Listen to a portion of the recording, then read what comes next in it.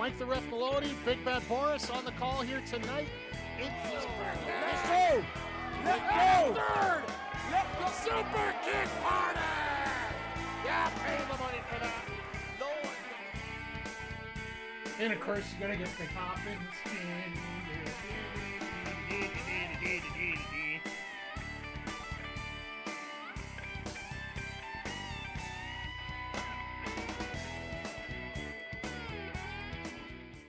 Hey, yo, yo, yo, and away we go. Happy Saturday? No, it's Wednesday. We all know what day it is.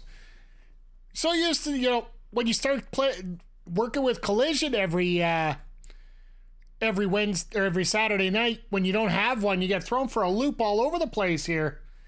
Welcome, everybody, and good to see everyone here today for the AEW Dynamite Sidecast. It is good to be back to watch some AEW wrestling. Last week, it was well known that it was probably one of the best Dynamites that we've ever seen. And we're back in Canada again, so you know it's going to be good, right?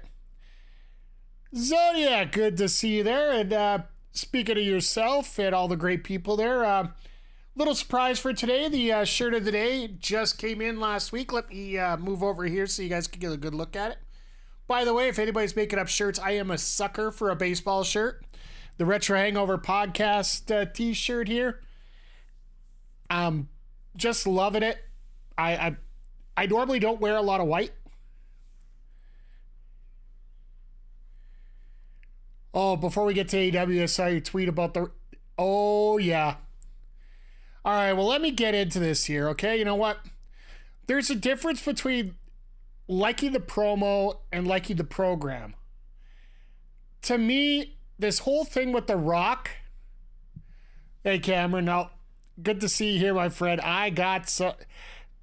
We got some good ramblings going on here, so stay tuned here. We got some good wrestling rant here. We'll get to the rest of the second here, but I want to get to this comment here by Zodiac earlier, because I've had a couple people ask me why I cannot stand this whole thing with The Rock right now, how this promo, all these promos are just epic fails to me. Well, let's just add up the facts here. First of all, what does this promo accomplish? It gets Cody beaten up. It gets a little more sympathetic. When you're watching this, you cannot tell that The Rock is doing this for Roman. He's doing it for himself. He talks about himself being the final boss. Well, if he's the final boss, is he actually... is Roman Bob the Goldfish from Earthworm Jim? Is that what we're going to see after what happens on night one here? Is, for those that aren't familiar with the reference, Bob the Goldfish from Earthworm Jim was supposed to be this super hard boss, and literally he was a goldfish in a tank that you literally just had to grab out, eat him, and done. That's how you beat him. Like, to me, this promo doesn't help Roman at all. It doesn't help Cody's got enough sympathy. He doesn't need more from The Rock. And the only thing it's doing is feed The Rock's ego, as far as I'm concerned. I get it that people are enjoying the fact that Rock is doing his old shtick again. But if you're going to do the shtick, have it have a purpose. And to me, there's a difference between liking a promo segment and liking the promo. Like, to me, this whole thing right now with what, let's face it, Rock is taking control of this whole situation. That promo last Friday night with Roman and Cody just proved it that much more that really Roman is sort of hogtied here about what he can actually do and not do. So not only has Rock's actions made Roman look worse, they made Cody not look better. Seth is getting caught up in this too because he's focusing there. And by that process, he's also making Drew look a lot worse. And I'll tell you right now, the one thing that's saving that other feud right now is moments like what we had last Monday with CM Punk. Speaking of Punk there, honestly, if Punk didn't fire up that promo the way that he did and got Drew involved and Seth involved and all that, that whole thing would have just felt like should have been thrown on the pre-show because it was that important. Promos like what they did and kept it to themselves instead of worrying about what's happening in that other one. To me, in that way, it made that... Right now, the World Heavyweight title picture is a lot more... I don't want to say convincing, but it's a lot more... It gives me more reason to watch that match right now than it compared to what's going to happen night 1 and night 2 and all the stipulations that go around it. Rock's actions... You want to go even further here. Rock's actions are affecting Bayley, Io Sky, Becky Lynch, Rhea Ripley, because they're going to have to get bounced into different spots over the card because you know that, well, let's face it. Io and Bayley should have got one of those top spots on the card, whether it be the final spot on the night or not. And Rhea and Becky should have got something somewhat close. Now, because of that tag match having to fit in there, which I don't even know if it matters if it's going to be bloodline rules or no interference, because even if it says no interference, there's going to be interference. I think each and every one of us can agree that that's going to happen regardless. So I don't know whether... Now this story's starting to get a lot more predictable, and it's just horrible to... You don't mind having a program being predictable once in a while. And if the Cody Roman thing was predictable to the point where Cody was going to get the belt, fine. Like, we all get this. But it just feels like there's a whole bunch of BS that's getting to be that predictable right now. Because if you're watching everything that's happening right now, you can see Rock's going to pin Seth in the first match. Cody's going to have to face Bloodline rules. And then it's going to be the Avengers versus Thanos and his thugs on night 2, where everybody's going to be out there and it's going to be interference, spot over interference. Don't get me wrong. I know it'll be entertaining. Those guys are entertainers, and they are a hell of a batch of entertainers. But to me, you ever overbook something to the point where it really just doesn't make sense? Because frankly, I don't... Unless what's going to happen here is Cody wins and Roman goes away for a very long time, I don't see anybody getting anything positive out of this coming out of this feud. If Roman wins, fine. We're setting up Roman Rock. That's the only place they can go now. And with all due respect, The Rock can't last 5 minutes with Jinder Mahal in a promo segment. Yes, I understand he's training a little bit more now. But seriously, that segment he had with Jinder Mahal, he looked winded by the end of it. Do you really want to put him in a solo match where you're going to get the WWE title and all the eyes on you? Like, It's very frustrating to watch, and it feels very self-serving for The Rock, which that doesn't surprise me one little bit here. But, yeah. So you're saying we don't want Rock Jericho? Absolutely. And you look at what's going on right now and see the guy that's coming out to the ring, so I can really wrap this into what we're actually covering here. Look at Will Ospreay. Look at Kazuchika Okada. Mercedes Mone. Ospreay and Okada simply said it was about use. It's not just money, it's use. Oh, shush. Stupid series sometimes just pops up out of nowhere. But you look at it and you see Ospreay and what he's being used for. Let's face it, he's going to be going for the AEW World Championship in front of 80,000 people. Well, 70,000. Let's not get crazy here. At Wembley Stadium coming up in August here. He's got Bryan Danielson in 3 weeks. Like, April 21st, we get to see Will Ospreay, Bryan Danielson on American soil. Like, this is an ultimate win. And you see what Okada's doing right now, 2 weeks in. He's Continental Champion, which I think he's going to do wonders for that title for the fact that he doesn't have to say promos, just got to get in the freaking ring and wrestle. And Monet, well, she's going to be out here for her 3rd week in a row. She's going to be on commentary for the Fatal 4-Way tonight between Kris Statlander, Willow Nightengale, Anna Jay, and Skye Blue, with the winner getting a shot at Julia Hart at Dynasty coming up April 21st.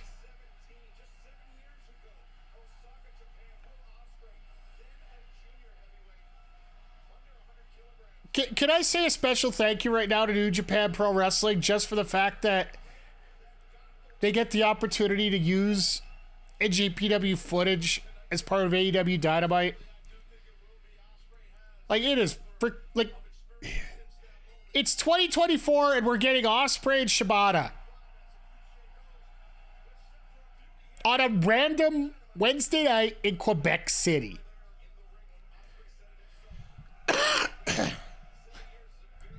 So for people that aren't familiar, Quebec City is approximately a 3-hour travel north of Montreal. And there is not a lot of history of wrestling in Quebec City. Almost 95% of it is in Montreal.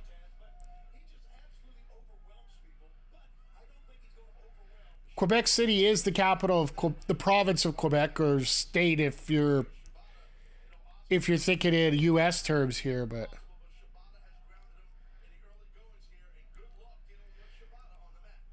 this is going to be fun because, like, you get to see a bit of a different side here with Ospreay.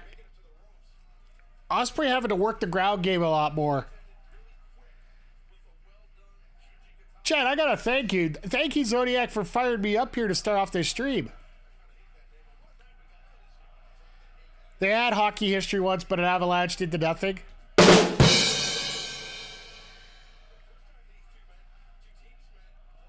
Great fishing in Quebec. Oh, it's a beautiful country. I was there. It would have been 1994 for the Carnival. If you guys ever want a chance to go to Quebec itself, go in February when they have their big festival. They call it Carnival. Just pure drunkenness in the streets. You get a little bit of caribou. Like how you refer to Quebec as a country. Well, let's face it. Half of Quebec thinks they're a country anyway. Seems like every 10 years we're worried about a referendum about them leaving Canada.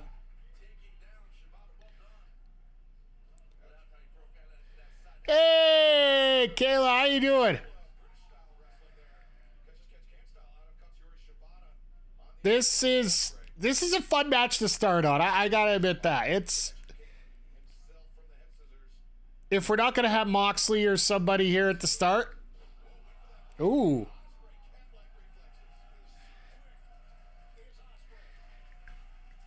You love how Ospreay is so relatable. Because he's sitting in that corner, he's like, holy crap, my face almost got kicked off.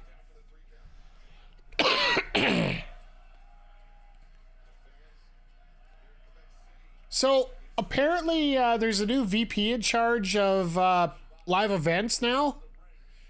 The old one actually took over as the GM of the Barclays Center.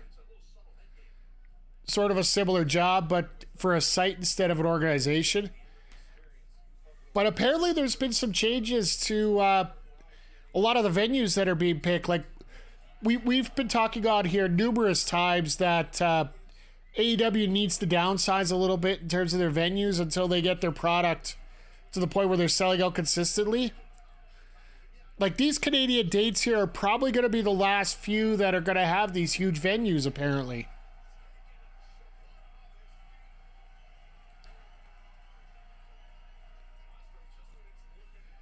So, hey, Mr. Vic, how are you doing? How is everybody doing today? Like, you guys got me fired up here for the first 5 minutes here, going over my my epic Cody rant about why I can't stand what's going on with him and The Rock right now, and that why that promo on Monday was an epic fail overall.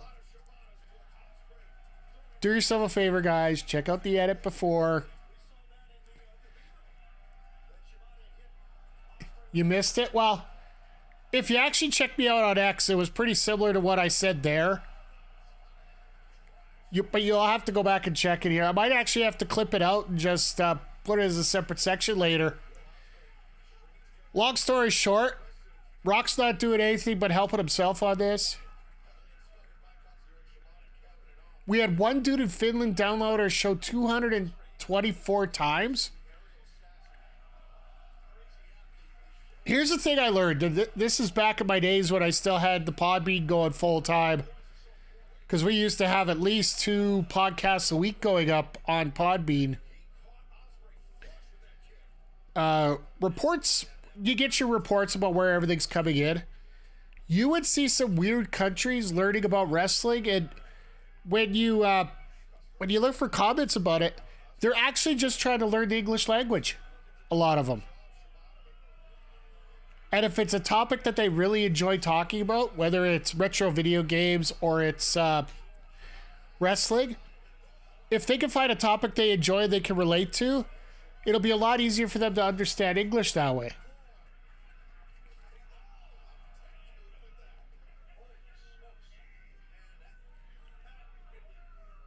I know what was it? Wasn't it Okada that said that he learned a little bit of English from Jim Ross before he come over to America, just watching wrestling matches?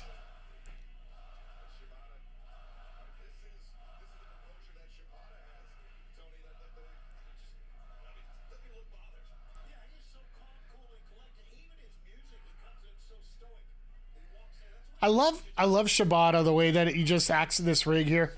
How's everybody's week, by the way? I know we keep getting sidetracked here, which is really fun on nights like this.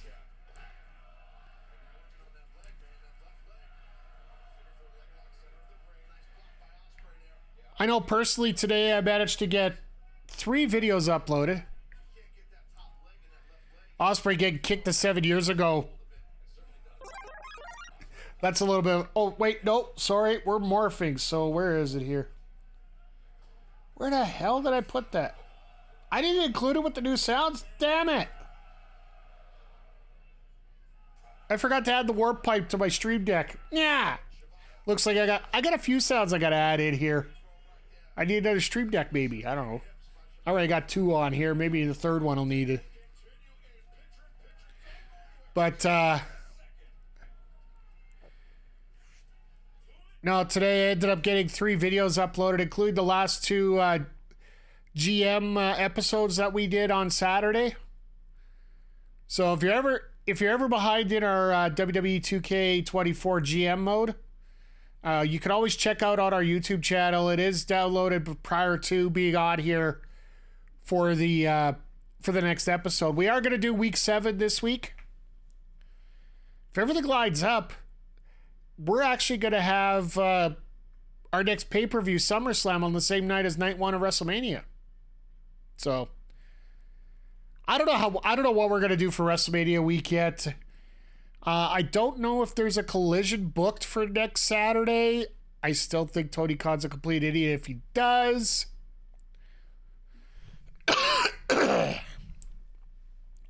Here's a question, chat. If Tony Khan is crazy enough to book a collision the night of WrestleMania Night 1, do you guys want to do the sidecast of this? Because I don't know if anybody be watching it. Because frankly, I think the majority of people will be watching Mania, period. Like, as much as we crap on the booking, 95% of the people who complain about the booking are watching it anyway.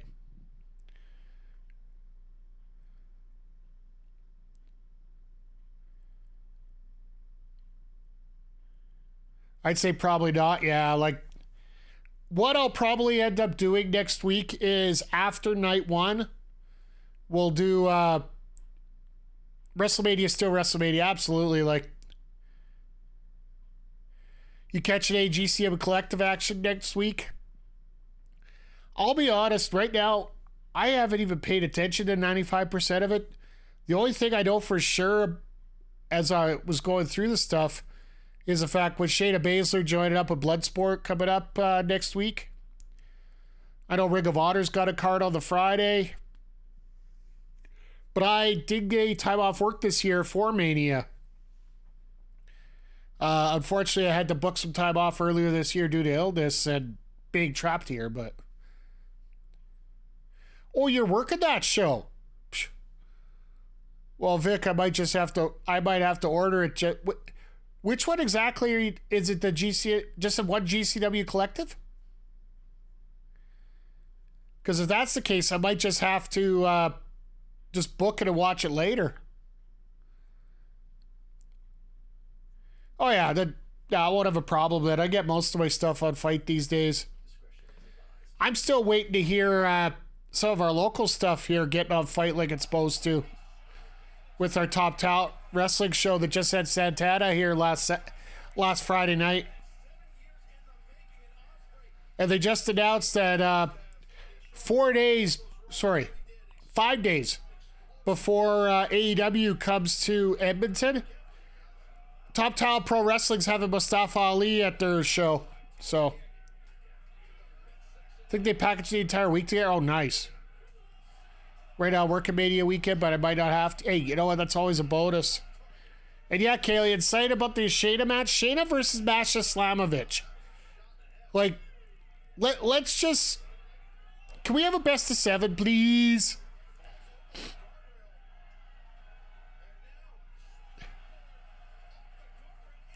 So cool she gets to do that. Like, it's funny because Josh Barnett's been working hard to try and get this done, and Vince just simply said no. Does anyone know? Oh, absolutely. It'll be streamed if you get the Fight app, FITE app. That's what Vic was talking about here with getting the GCW collective. Because there's a whole bunch of shows that GCW is putting on. That will... Yeah, there's a couple streaming services overall that you check out that pretty much cover everybody. Happy for Baszler, especially because I feel her push was severe. I was talking about this on Saturday. Which women's program hasn't been botched by WWE? Like, it looks like Candice LeRae is finally getting out of the box of the character. But outside of that, every other feud has a title attached to it. On the women's division.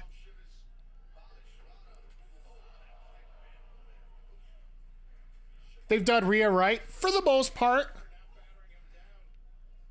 I think everything Rhea does turns to gold right now. That's, well...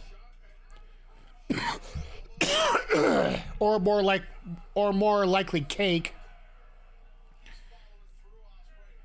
Shout out to Buddy Matthews for his reply on that statement about that. Everybody was talking about the whole incident at a house show. And Buddy Matthews' response was, Bianca and Becky got good runs too. Well, think about it here, Zodiac. Those ones that you're talking about there, did they have the title involved? So, I believe the answer is yes on both of those, so therefore, my point's still valid. Does anyone... I'd like to see them book something that doesn't have to have a title involved.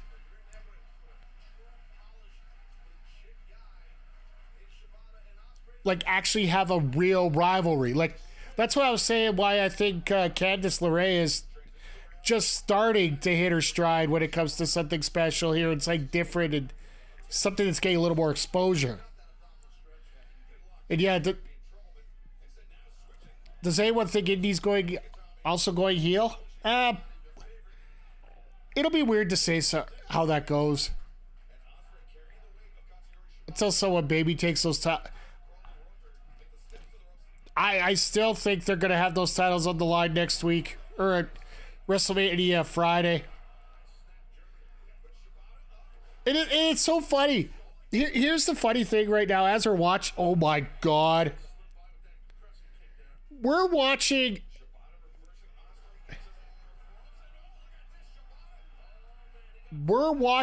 two of the best in the world go at it. And the fact that this is AEW, it's just like, another week. Like, if you really think about it, like, how many weeks in a row has AEW done something to really knock it out of the park? Last week was the I Quit match. The week before that was the Monet announcement, whether we like to agree whether it was over the top or not. It definitely got the world buzzing about it. Week before that was Okada. Week before that was the pay-per-view.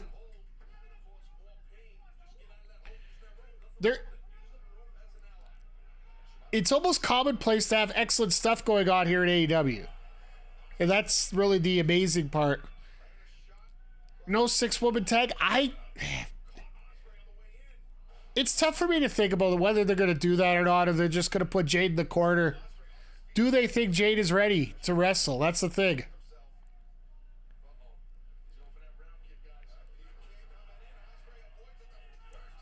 WWE is, like, for all intents and purposes, Triple H played AEW for why Jade hasn't wrestled already.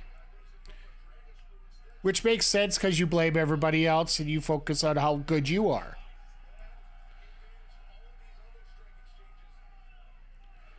To be honest, Kabuki versus Naomi would be way better than the 6-woman. Yeah. I think we're going to learn a lot about what's going to happen on Friday, but here's the thing. Next Friday, they're not going to be doing a typical SmackDown next Friday. This is the go-home show for SmackDown brand for WrestleMania. Because next Friday will be WrestleMania Friday. Because essentially they're going to try and find a way to counter book against Ring of Honor, which is going to be going on at the exact same time. Which, by the way, Sheeta versus Athena is going to be absolutely freaking amazing.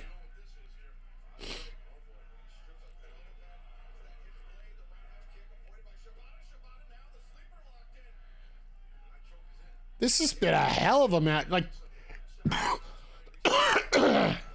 I apologize to both these guys for not being as, like, focused on it, but you guys have had some good questions here. We've been talking a lot about it, but the way these two have been telling a story here for going on 20 minutes now.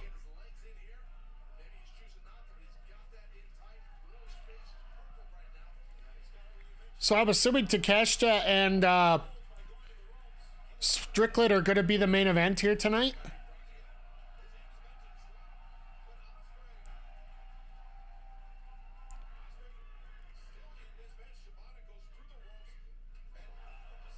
Nice knee. Uh-oh.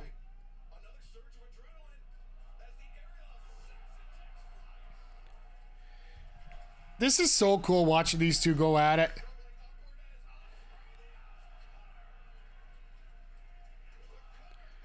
And a kick out at half.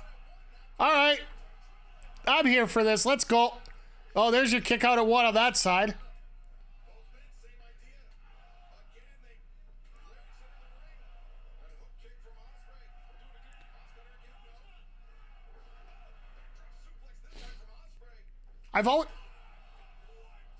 All right. That's it. No.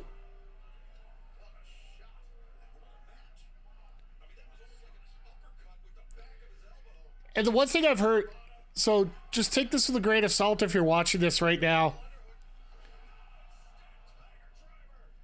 That Tiger Driver, wow. You got to love how Shibata flipped up there. On one, yes, on one.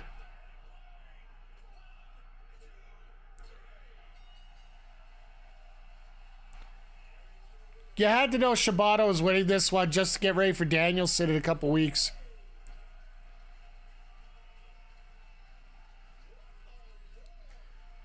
Like, damn.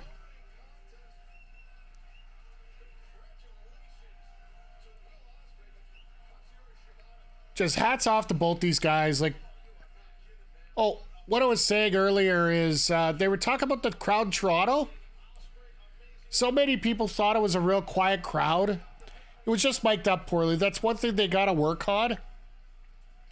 Here at AEW, they got to get their TV production, especially for the audio, fixed. Oh, look at Ospreay kissing the Pride bottle there.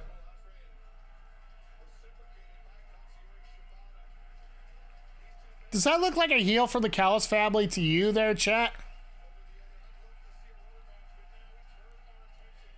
I just find it funny that Callis is still officially a part of that, has included Ospreay as part of that group.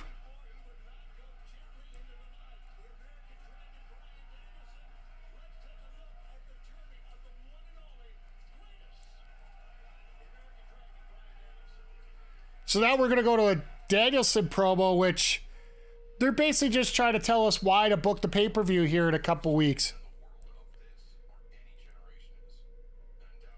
Oh, by the way, chat, there's been some news this week. There's this gentleman who's been getting back in the ring once again. Apparently it's been reported, Mr. Nigel McGuinness. You tell me we don't get McGuinness and Danielson at Wembley as McGuinness's last match and possibly Danielson's as well. To me, that would be one of those epic finishes that Tony Khan's a big fan of poetry and wrestling. And I think that match probably would be the biggest piece of poetry we could get.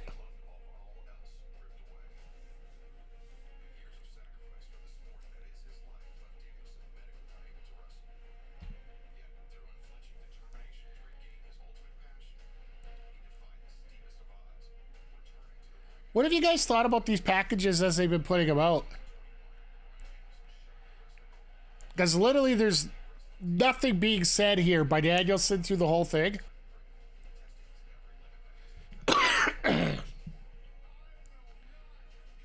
This is where you get that sports feel out of everything, right?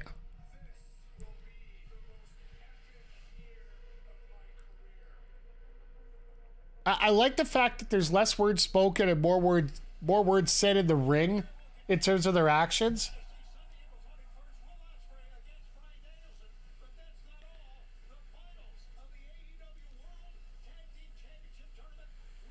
So we're getting the left side of the bracket here tonight with the Undisputed Kingdom versus Best Friends and the EVPs versus Private Party. So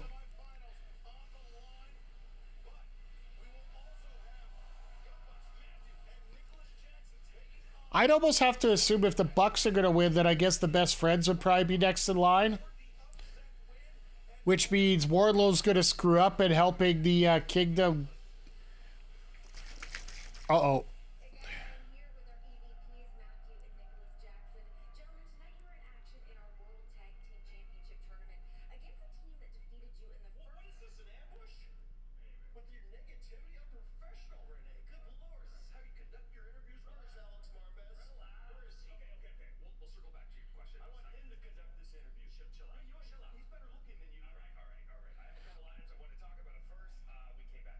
Still not WWE level. Yeah.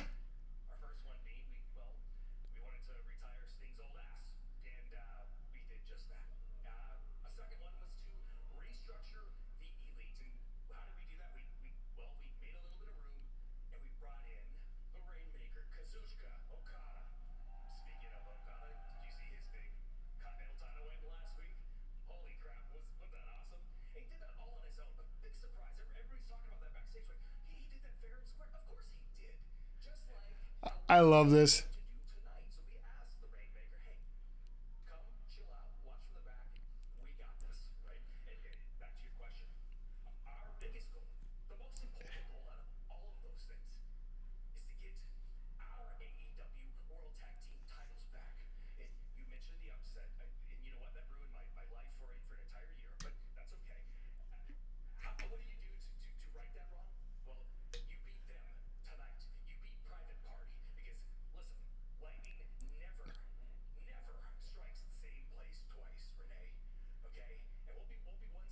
So they've never been in Quebec, so it isn't like they did step in it before.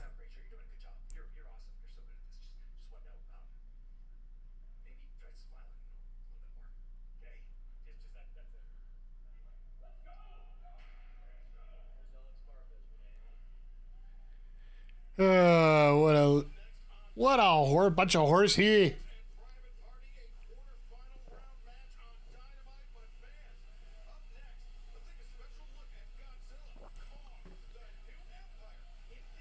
Oh, they got a new movie they're promoting. Oh, here we go. All right, you guys in the States enjoy that commercial of Godzilla and whatnot. Zodiac, I will agree with you. They still aren't. They aren't at the same level of production that WWE is, not by a long shot. But I will say something, this just circles right back to what we were talking about at the beginning of the show here. Besides the two coughs. Does that promo make you want to see him take on Will Ospreay at the pay-per-view? Does that make you want to see what he's going to do? Is this promoting the match? And I think this is a side that's been lost a lot lately. When you're doing a promo, the number one job you got to remember is the job of the promo 95% of the time. Actually, let me correct myself. There's 4 different types of promos, but the kind of promo you're doing for that, like a self promo or whatnot, is trying to get people invested behind the person, people wanting to watch that person fight. I think a promo like that does help that. Is it top notch, 100% balls to the wall the way that it should be? Maybe not. But rather than Danielson coming out here and just saying, I'm the best, I want to fight the best, I'm going to take on Ospreay, take him to the deep water and show him why I'm the best and I'm the American Dragon, blah, blah, blah. I'd rather be out there showing people different videos about what is going on. Show the legacy of what's going on. Show the circumstances of what's going on in his head behind the fight. Rather than just sitting here just trying to tell me, oh, it's important that you see this. I want videos that will tell me, look, you need to see this guy come up and beat this guy and get this guy with the comeuppance he deserves. There's the other point. I knew if I talk long enough, I would circle back to my third point about what's going on with why I can't stand the Rock promo so much. It's all about the stipulations of that tag match. Now, Rock goes out and beats up Cody, right? So, if Cody gets his measure of revenge on The Rock and beats him, what's the consequence that he's going to get? What are the comeuppance for The Rock? He disappears and goes films in our movie. He's going to do that, win or lose. Is he going to be a less of a star by getting beaten by Cody? No, because Cody's that big of a star right now. Welcome back to AEW Dynamite, where Red Ferrari, that could mean only one thing, Tony. Yes, just like the Young Bucks, Nicolas and Matthew talked about, Kazuchika Okada has apparently arrived here at the arena, and here he comes. Kazuchika Okada, the Rainmaker himself, the champion now, the Continental Champion. I love the fact that Okada comes in with a Ferrari because they won't let him come in with a Mercedes. That was sort of figured out last week when it came to when Mercedes arrived to the building. She showed up in a Benz, right?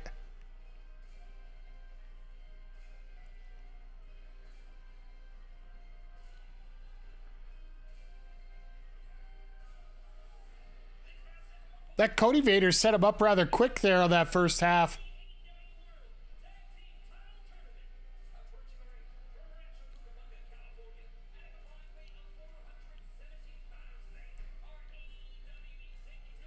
Fun fact, Rancho Cucamonga, the home of the TTV Mike the Ref Players, MLB The Show edition, which you can check out tomorrow morning. Just a quick note on that stream, it is going to be an early stream. We might be looking at possibly as early as 11 Eastern, maybe even earlier, we'll see. Want to get it in before the Blue Jays home opener at 3 Eastern, so, or not home opener, opening game. They're actually on Tampa for... They go Tampa, Houston, New York before they actually come back to Toronto for their first games, so...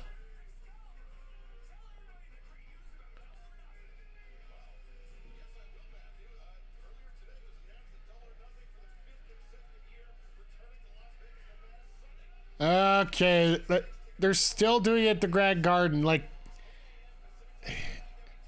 a lot of people would be excited about this announcement for Double or Nothing, but I don't know if you guys remember last year. The crowd just wasn't there the way that it should be.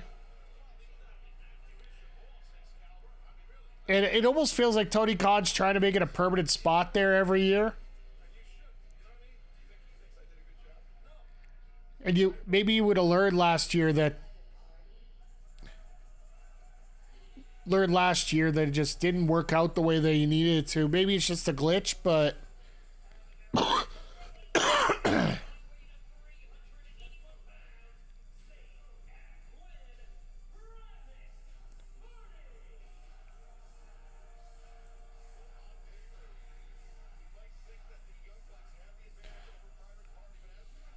right, I got a feeling that there's going to be some Okada shenanigans here.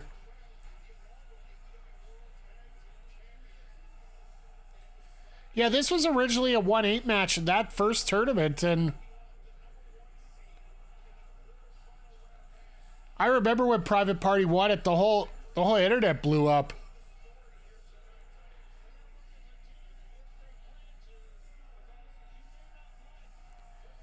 It's really cool when we can get like 5-year storylines going on already now.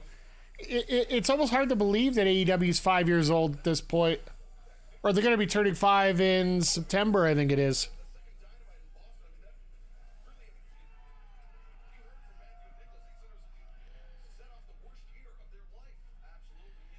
The worst. You're not allowed to use that promo for that. That's hate how time flows. Hey,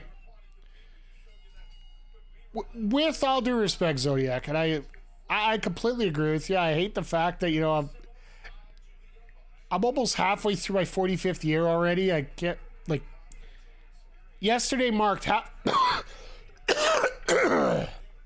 that infamous half birthday.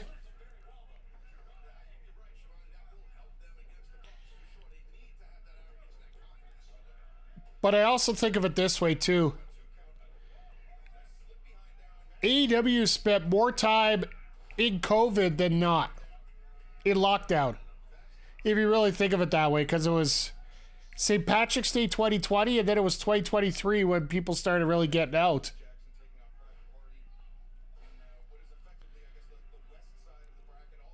So time has a real weird vibe here this last 5 years.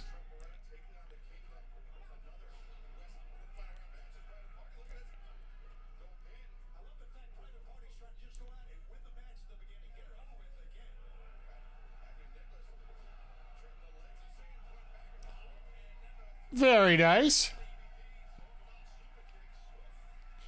I love that everybody's fighting in vests tonight.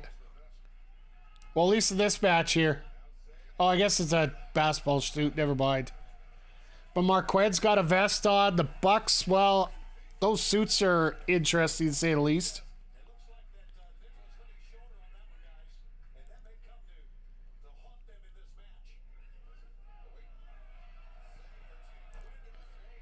That spot has become very popular. Right over the guardrail there.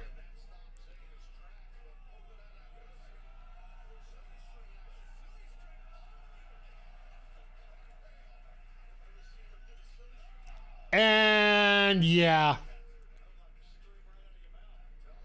Maybe the Alouettes need a new kicker the way that Jackson threw that one off.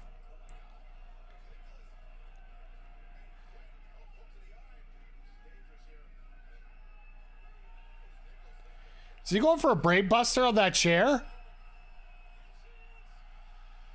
Nope. He looked like he was aiming for the chair, and then he just, oh, whoops, we forgot where it was.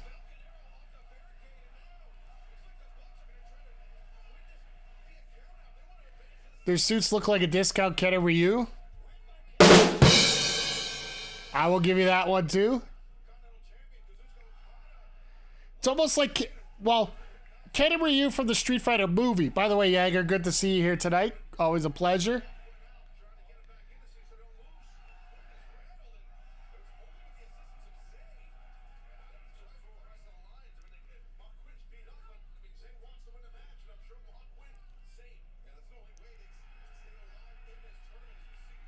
That had to hurt.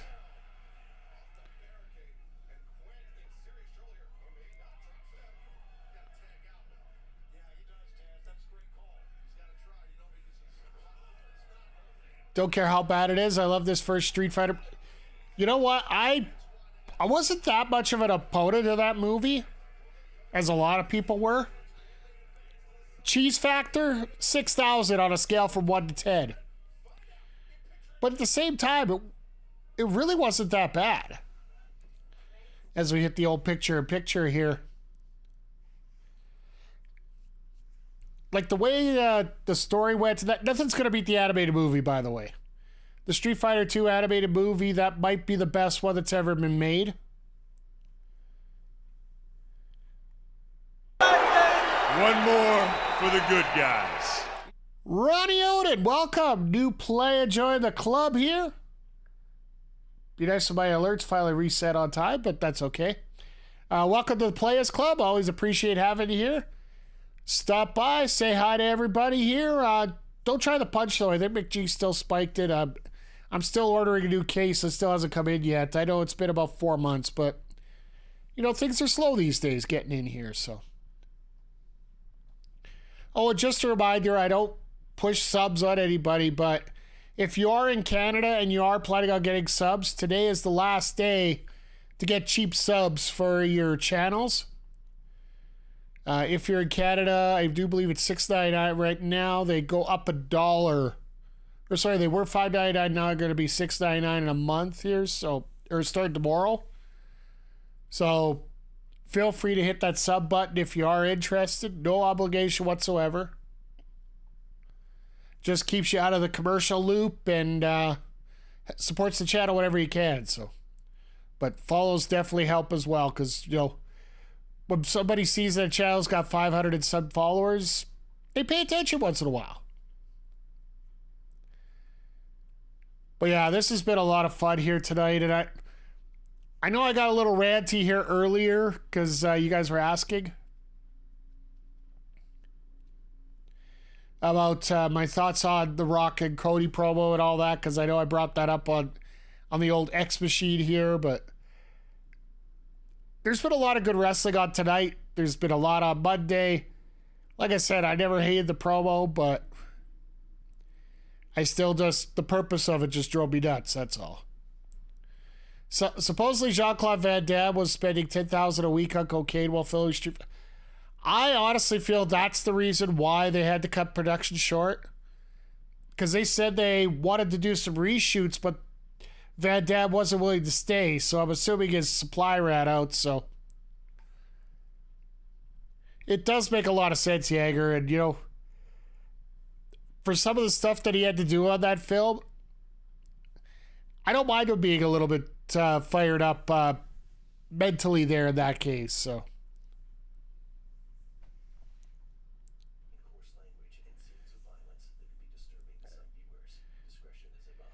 As we get back into this here, back to the full screen.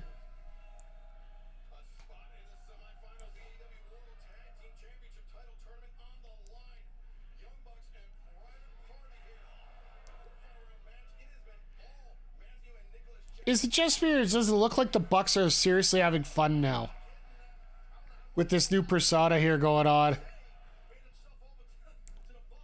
Starting to get into a bit of a niche over it, too.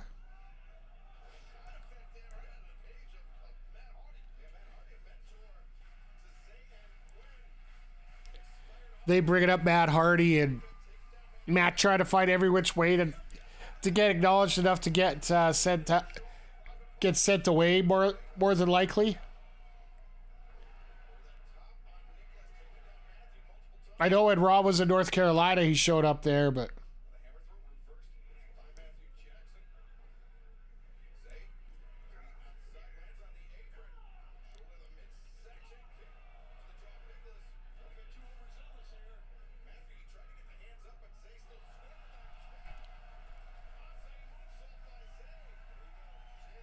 I was gonna say, why is he acting like his back's hurting on that one? He landed on his feet. Maybe he blew both his knees out. Could you imagine what would happen if Private Party won this one again?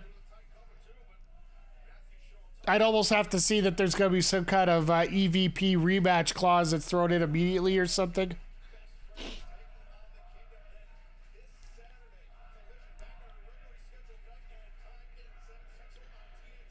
Oh, FTR the Infantry. That's going to be interesting. They tried to hype that match up a couple weeks ago. And then Ricky Starks and Big Bill versus Top Flight. It's going to be a lot of fun.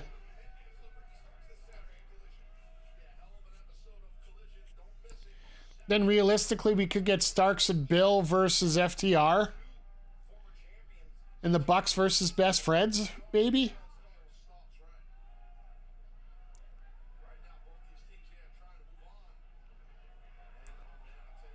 Oh no.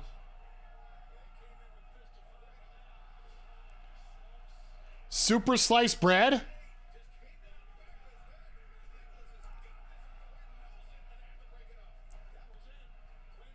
That was a nice block by Quinn there.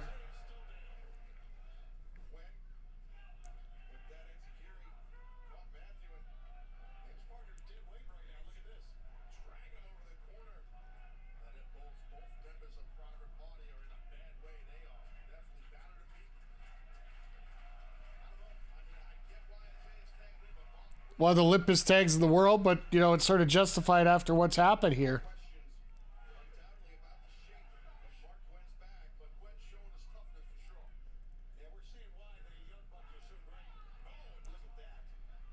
Yeah, this has got... Well, we're quarter two, so...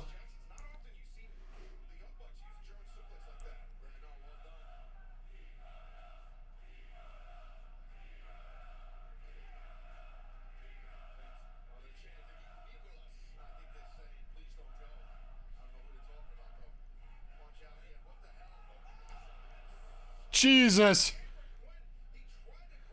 What the hell are they trying to chant? Are they trying to kick somebody?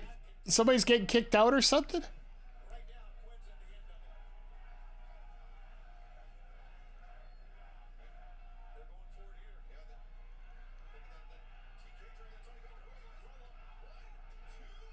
Oh, almost. That would have been amazing.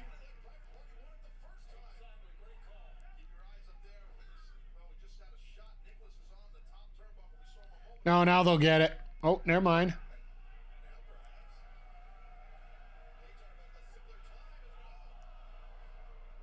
They were going to go for more bang for your buck?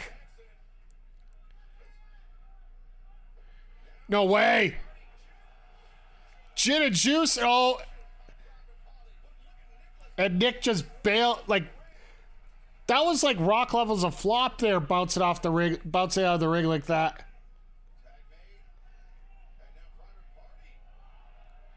No way.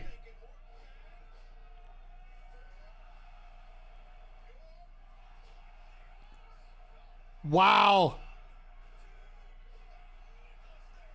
Camera should have just changed just a little sooner so we didn't see Nick there ready to make the save.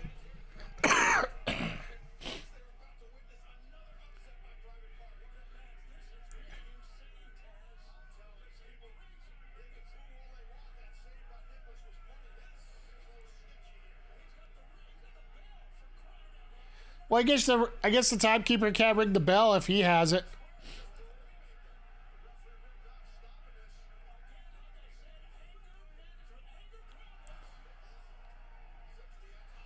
Oh my goodness, what a kick.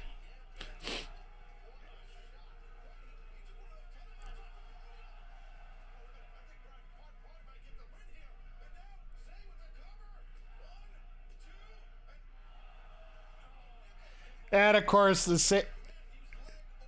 save on the leg.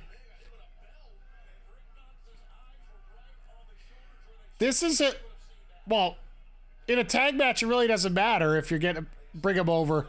It's when somebody illegal does it.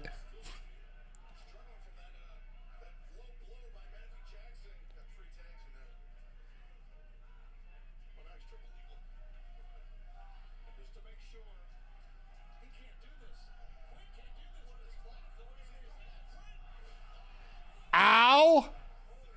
Not too often do you see him land like that.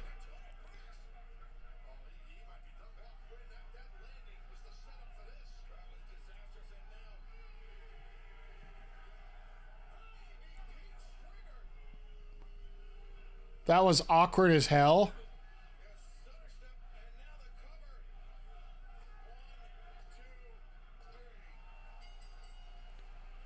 That was...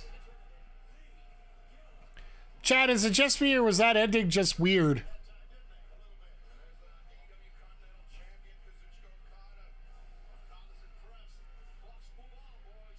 Just for the fact that, you know, that just... It's like we probably already knew who was going to win this, but that finish just, ugh.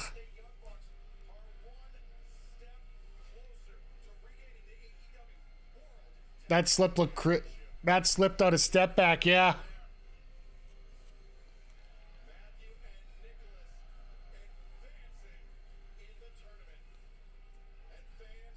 And they can't complain. It's their own rig, right? They can't blame anybody else.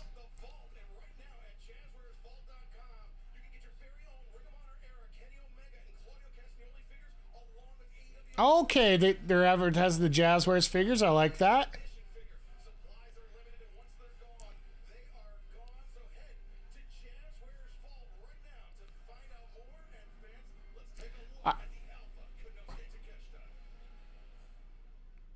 Blame whoever made their boots, yeah. Who? Do you know who did, Andre? By the way, good to see you here tonight, sir. Sorry, I thought your name was coming up. Thought your name was another one there when I looked up quick. Sorry about that. But yeah, that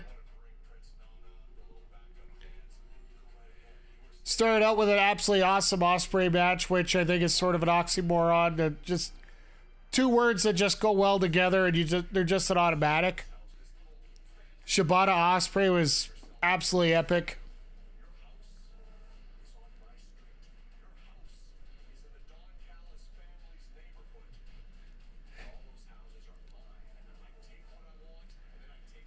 Oh, goody. Looks like we're getting... Saw it had a banger.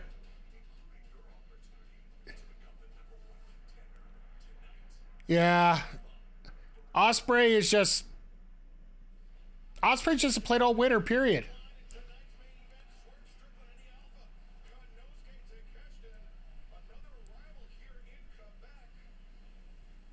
Is that Takeshita or is that Mercedes? That's Mercedes.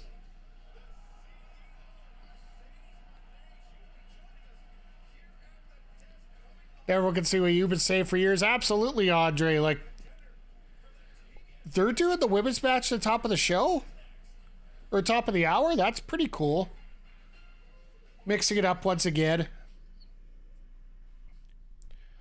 No, we were talking off the top of the show here about... I made a comment today about how much I can't stand these Rock promos. And like the Brock promo on Monday, while the actual physical promo wasn't bad, it wasn't doing anything to help what was going to happen here on WrestleMania. On so many different levels, and people wanted to know what I was talking about, so we got into it. Do yourself a favor if you get a chance, whether you check it out live, whether you check it out on demand, go back and check out the star of the show. Probably the first 5 minutes going into the getting into the pre-show here. Just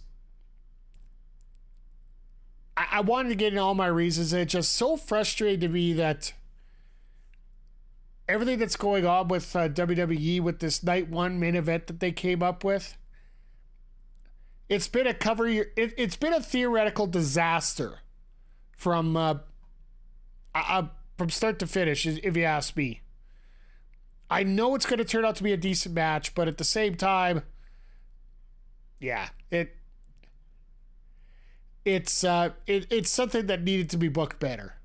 Hint, hint, wink, wink, nudge, nudge.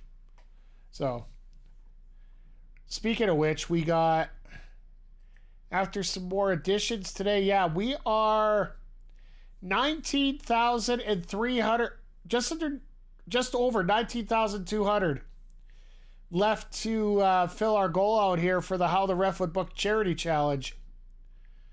Once again, Kayla J and Vic from Heels, Pops, and Chair Shots will be joining me, helping contribute to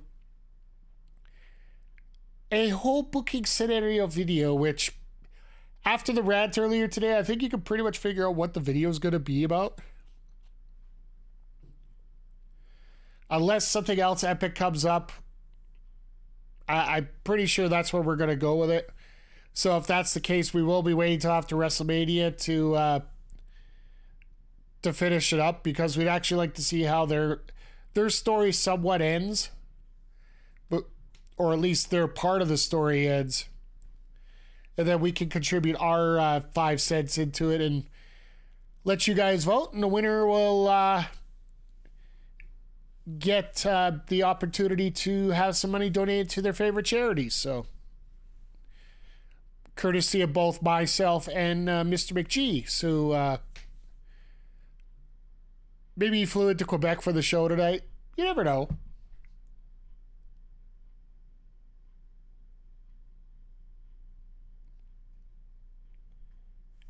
Oh.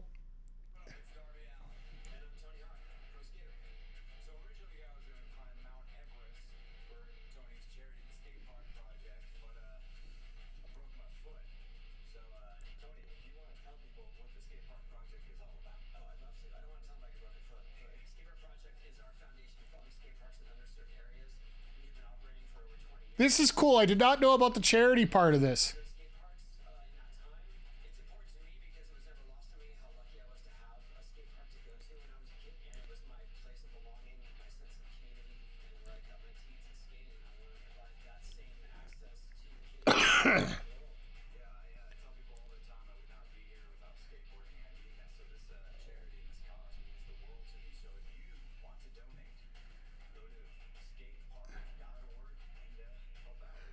Very cool here. Well, at least Darby's being able to do something here, well, with a broken foot, right?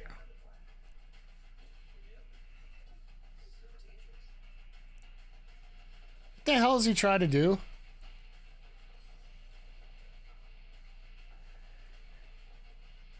Darby just sitting there.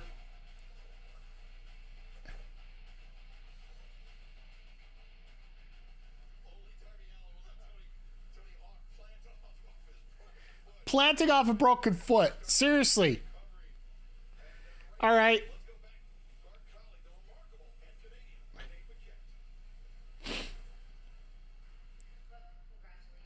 Oh, great. The Jericho proposal.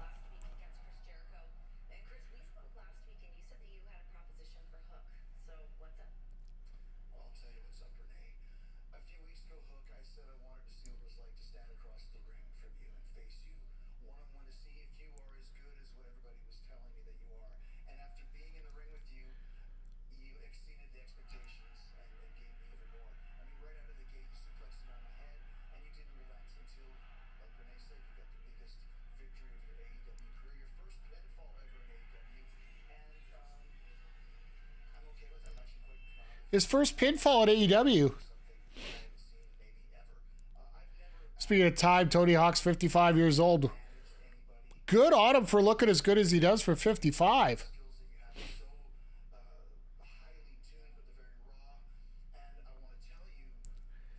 They're highly tuned but raw.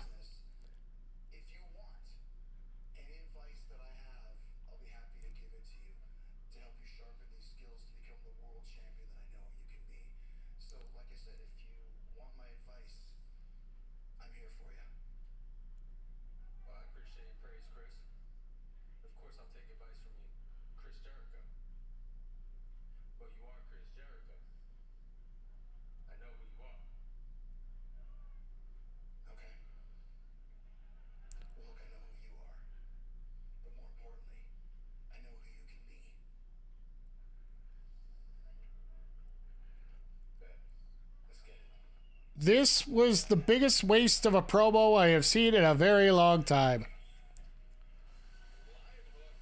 The hell was that? To take it out of the words of Krusty the Clown.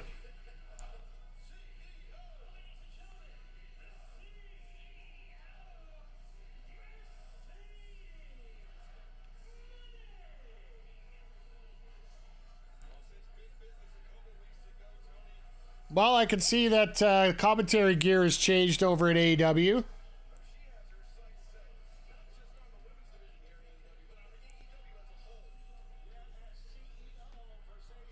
It's going to be interesting to hear what she has to say during this match here. Like, when you're on commentary, you're supposed to try and put somebody else over. But we need 5 minutes to know that they know who each other are. Yeah, like.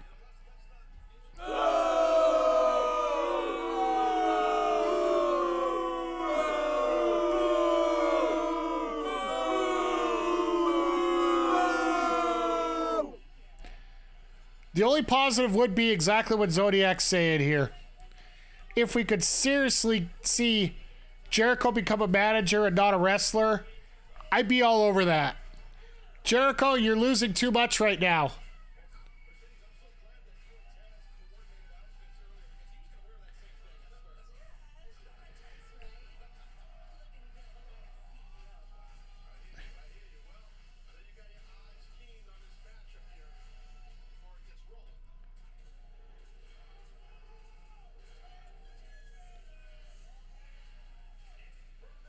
I'm in support of Jericho's manager as well. I think we all are at this point. Just simply let's get Jericho in a position where he doesn't have to be in the center of our cameras every week. Like, in many ways, I don't even want to compare him to what The Rock's doing, but at least when Jericho does it, there is some sort of purpose. We all hate the purpose, but there's a purpose.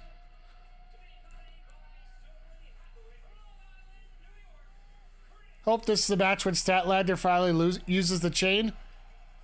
The only thing that would scare me is if she uses it on Willow.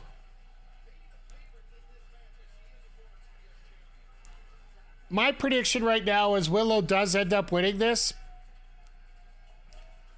Because I do feel that Tony Khan wants to run the Mercedes Willow match back.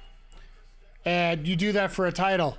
And that's where Mercedes wins that championship.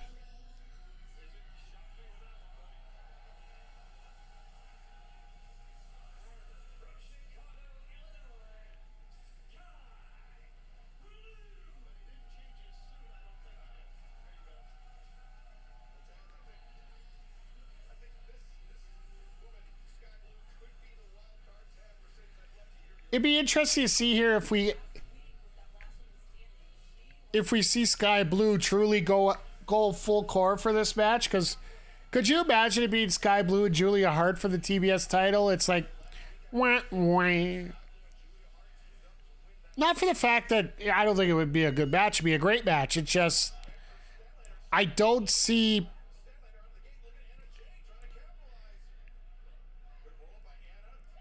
those two going full out trying to beat each other.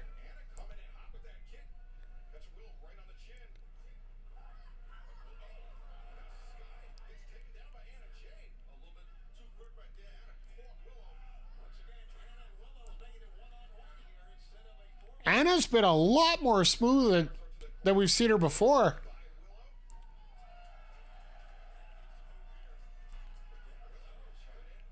Like, it's funny, we always talked about her being like that first opponent that every champion gets, depending on what heel face matchup they need. But it seems like Canna Jay has been really starting to settle into more of a positive groove now in terms of what she can do in the ring.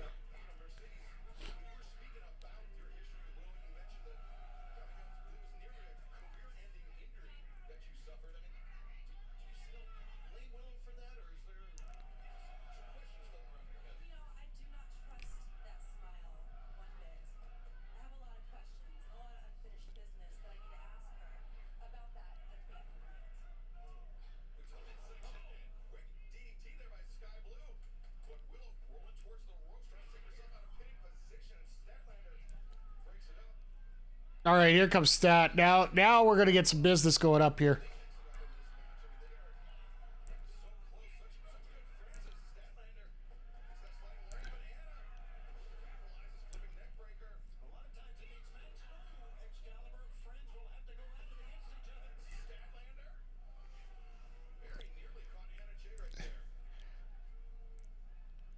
So I know, Jaeger, you're talking about Statlander finally using the chain. I know I'm thinking it's going to be Willow. Anybody else got any thoughts on who's going to get the matchup here?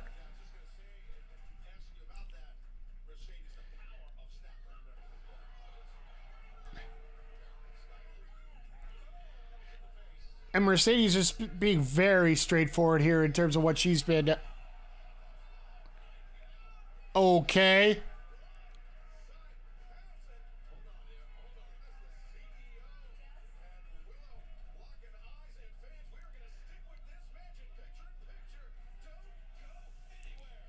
It's weird. Everyone was talking about possibly getting Statlander with that heel turn. It looks like Willow might actually be the one to get that. At this point, because you look at Willow, she's got this real streak here. Definitely seems like they've been playing up Willow versus Mone. Well, ever since Mone got her ankle injured in that match with Willow, where Willow ended up becoming the New Japan Strong Champion, makes a lot of sense that would be the way they'd want to go, get that rematch back in and see if they can run that match the way they want to, right? So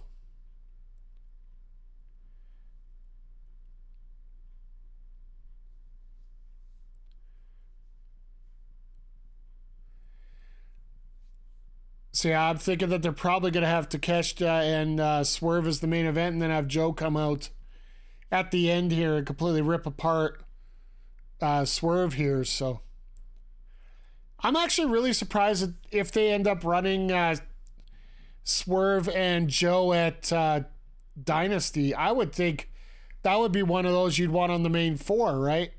So wait one more month and get it over at Double or Nothing in Vegas. Like Swerve versus Joe, that's a match you could sell tickets on, I feel, at least.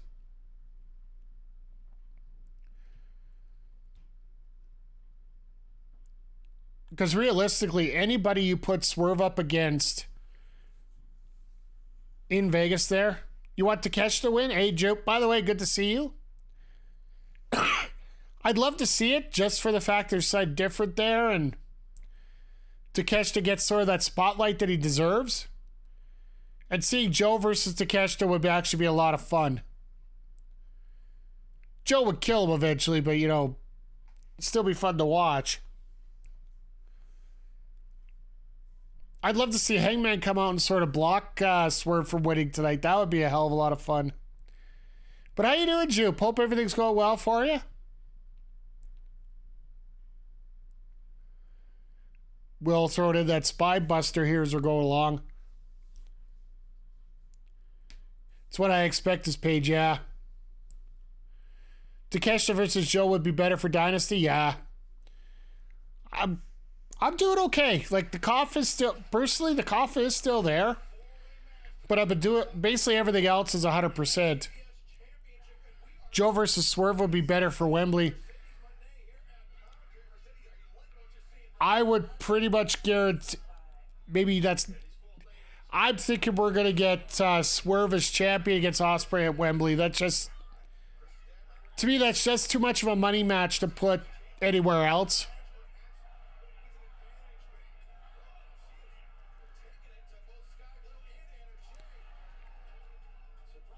I think Takeshita versus Joe would be a good matchup to put in Dynasty, even if it holds over the feud up to Double or Nothing for Swerve, right? Just a little piece to get that out of the way here, right?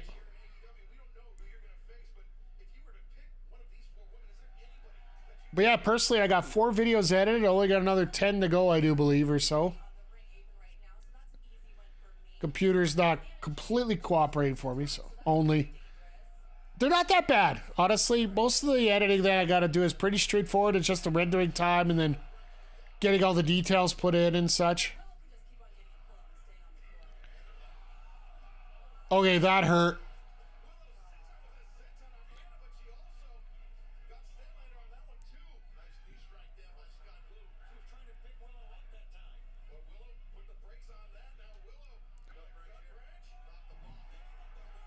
Nice reversal.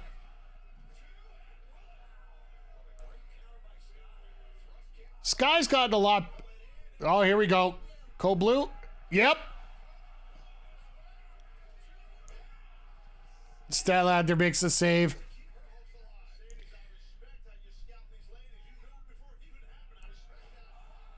Lumbar check.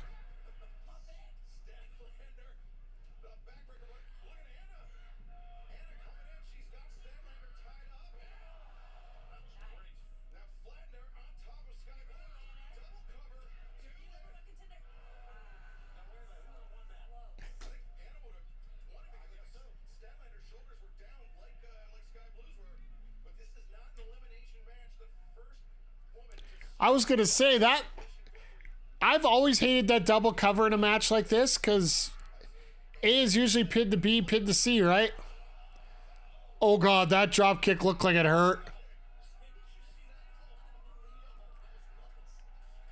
Even Mercedes sitting on the side just, woo, boy.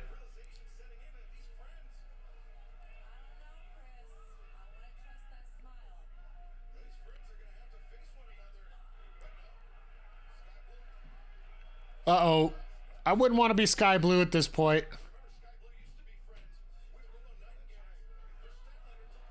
Oh, there we go.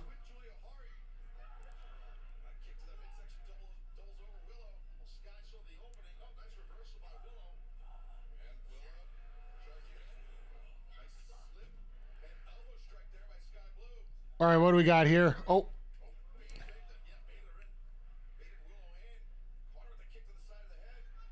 Little awkward, but still not bad. Oh, God, not again.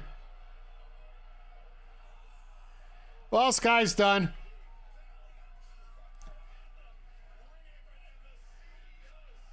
Mercedes shocked. Stokely laughing all over the place.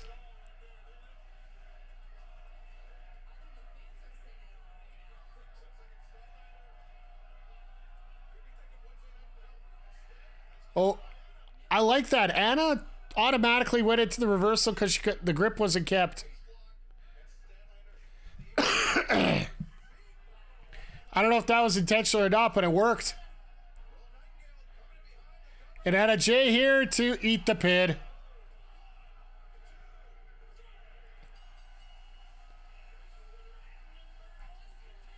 Yeah, this makes sense. This makes a lot of sense.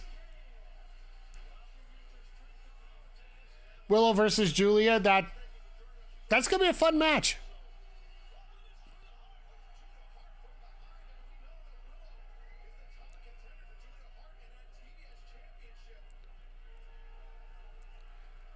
That evil look on Julia, that's priceless.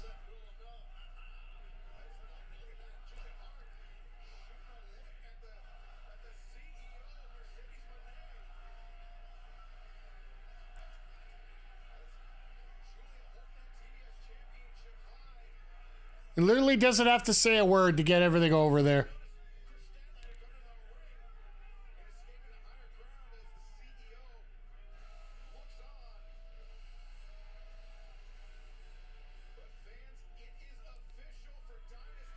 All right, so now we got a second. That's the second match booked, right? Because the tag title tournament final isn't officially booked until the semis are completed, which I believe is going to start next week.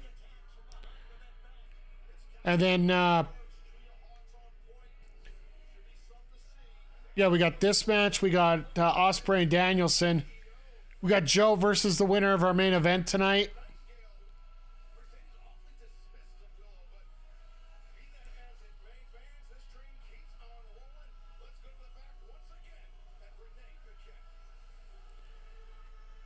A lot of interviews tonight. Well,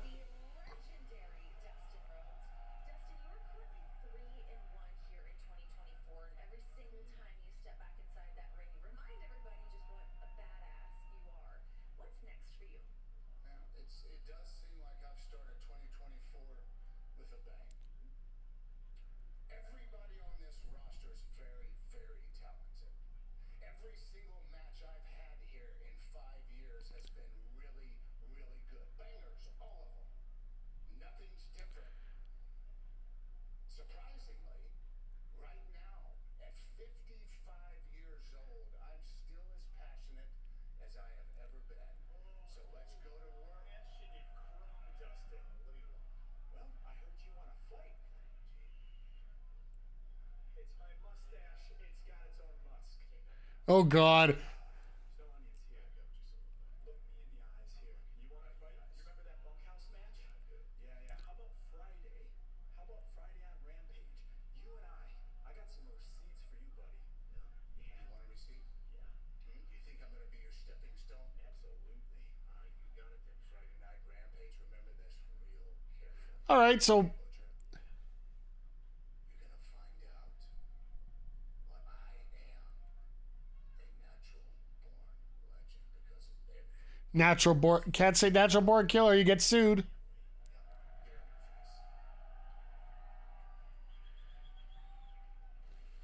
Nice to see the Butcher get a few pushes here as we're going along, even if he is going to lose.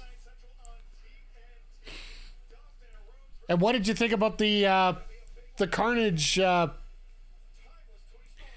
paint job there on Miss good old Dustin there? Woohoo, go Willow! Oh, what's Mankiewicz doing there? timeless Toni Storm for not only being AEW's Women's World Champion, but also for helping to redefine the artistry of professional wrestling. Isn't that sweet? True. And I would like to congratulate you on whatever it is that you do around here. Ever been from his time for? Small note, please. Crispen your enunciation. No one says Crispin in America, but I'll work on it. Now repeat after me. All right. Chin up, Chin up. tits out, Not gonna say that. and watch for the shoe. Don't know what that means. Well, that makes sense. I love Mankiewicz. He's like, yeah, no, I ain't saying that. Who needs censors when you got a guy like Mankiewicz there that just says, nope, we're not doing it there. So, but we got in an hour. It's an hour 15 in, and we've had 3 matches. So, I'd have to say, it's been pretty exciting here. And here's the thing: most of the matches have been given time to breathe tonight again. And we had like Ospreay and Shibata. Like that was just absolutely amazing. If you haven't seen it yet, go back and check it out off the start of the show. I'm sure Takeshita and Swerve are going to be the same thing tonight. But yeah, it's been... Oh, what's my shirt? Once again, I want to give a shout out to the Retro Hangover podcast. Oh, sorry, let me get out of Kenny's way here so you can see it here. No One Out Retro's the Gorp. Retro Hangover. Gotta love the... honestly, they're one of my favorite streams to listen to on a Sunday. They do what's called The Flight, which is a ranking show, just random rankings, top 5 to 1. It's one of those that you could listen to and just have your brain in neutral and just enjoy it. And just some of the craziest things that I've learned on that show. They go into real deep dives about some real good games. I know just recently they did Final Fantasy VI, aka Final Fantasy 3, and 2.5 hours of gushing there. So, and I know Zodiac personally. We're gonna be getting him as one of the special guests up here on the stream here. I promise that we're only gonna do the titled shows. So whether it be a pay-per-view or one of the special themed Dynamites. So we're definitely gonna have there. We got a couple guests lined up here that want to come on, and we'll have some fun talking wrestling and talking gaming at the same time. Oh yeah, the offer's there whenever you feel like it. Well, I'll more than willing come in there and spew my goo all over the place here. If you could take the phlegm in my throat to get rid of that too, it'd be great, you know. Sorry to gross everybody out here. Ah, yes, Maniac Mansion. Ugh. A very nice game. Well, Zodiac can throw out his opinions. Didn't you guys just recently do an episode of Maniac Mansion for the show? I know Adam did one. That's a different story altogether there, but I thought you guys did one as well. So you're scheduled to talk about Yeah. Oh, don't worry. I know. Whenever you guys want, we can get into it.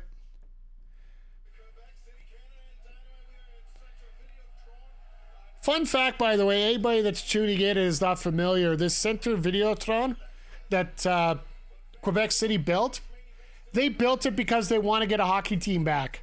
But the NHL is absolutely just saying no.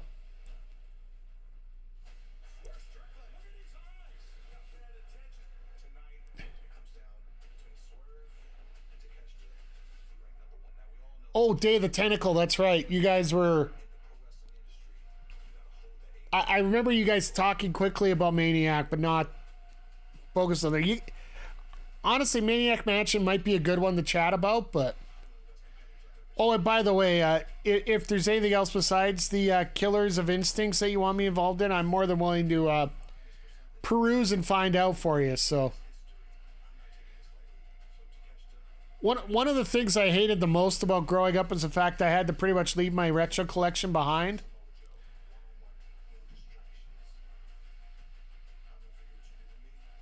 There were higher priorities at the time. I have a plant called Chuck the Plant. Ha! I'll give you a Mero coin for that one.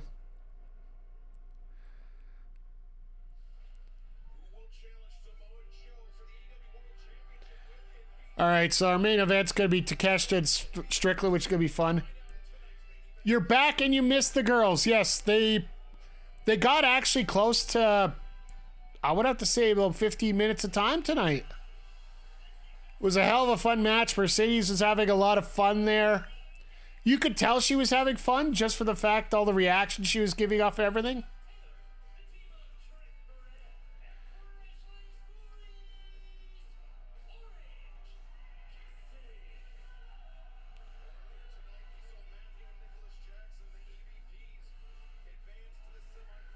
But yeah, it was a fun match, and now we got Willow versus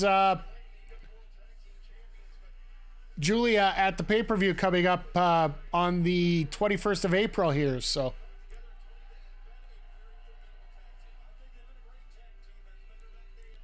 By the way, if you are watching this from Europe, I do believe that AEW has a three-show bundle that you can buy for saves, so. Yeah, they're hinting at the Willow Statlander or the Willow feud with Monet. I honestly feel at Double or Nothing you're going to get Willow versus Mercedes. I swear to God, that mustache on Strong is just so good. He looks like an 80s porn star with that mustache. The nerd glasses, everything put together. Not that I've studied that material whatsoever. Let's get that straight. Just straight. Nope. Uh-oh. I'll back out of that conversation at this point here right now. He totally does look like an 80s porn star. There you go. Thank you, Jupiter, for confirming that there. Or like Owen Wilson in any retro movie that he's in. With a little more defined jaw. I think that's the best way to explain it.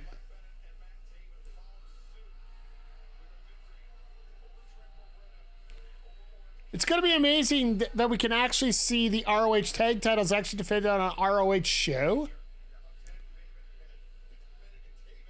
I like their entrance. The entrance is a little different. I like how they kept things simple. I know when it came to the House of Black, that's what Malachi was talking about his entrance. He wanted to keep it something very simple, very...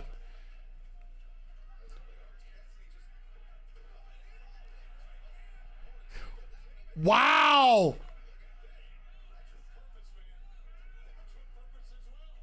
Has Strong defended the title yet? No, he has not.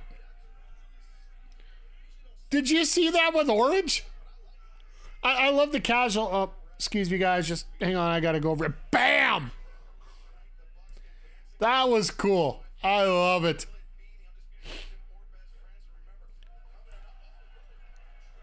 No, I got a very strong feeling that Strong is not going to be defending that title as half as often as it used to be. And honestly, I don't mind when titles aren't defended that often. I know it's a bit of a change from what happened with Cassidy and whatnot, but I know that Copeland said that the Cope Challenge is back on and it's starting this Saturday.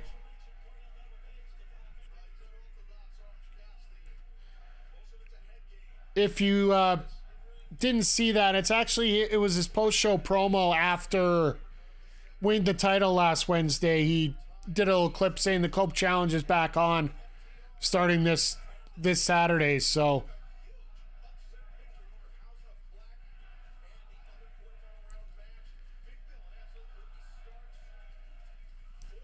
we're going to get 2 major tag matches. Then they haven't advertised anything singles yet.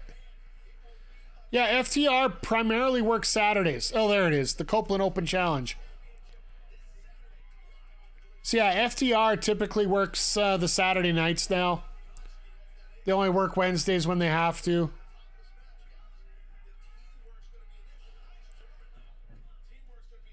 It's one of the main reasons why I wanted to start Collision too, the fact we get to see them, so...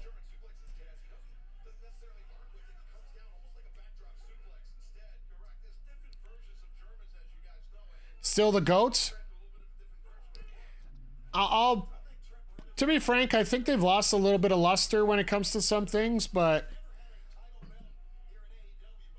it also depends as well when it comes to what's going to happen this June here, because Cash still has that gun charge on him.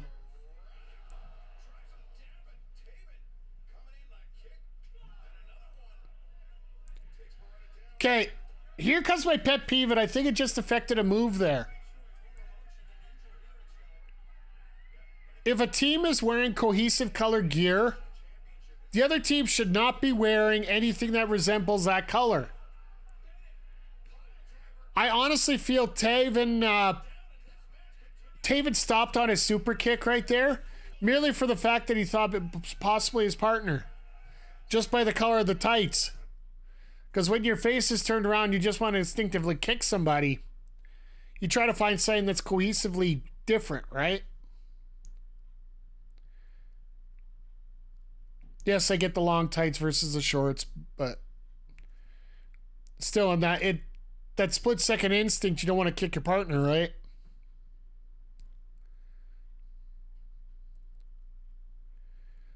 So much respect on a man like Mike Bennett here right now. Bennett's had a bunch of substance abuse problems and whatnot, and a lot of humanity problems. And he's worked through a lot of things and made himself get a lot better. Him and Maria have been working very hard to get Bennett back in a good space.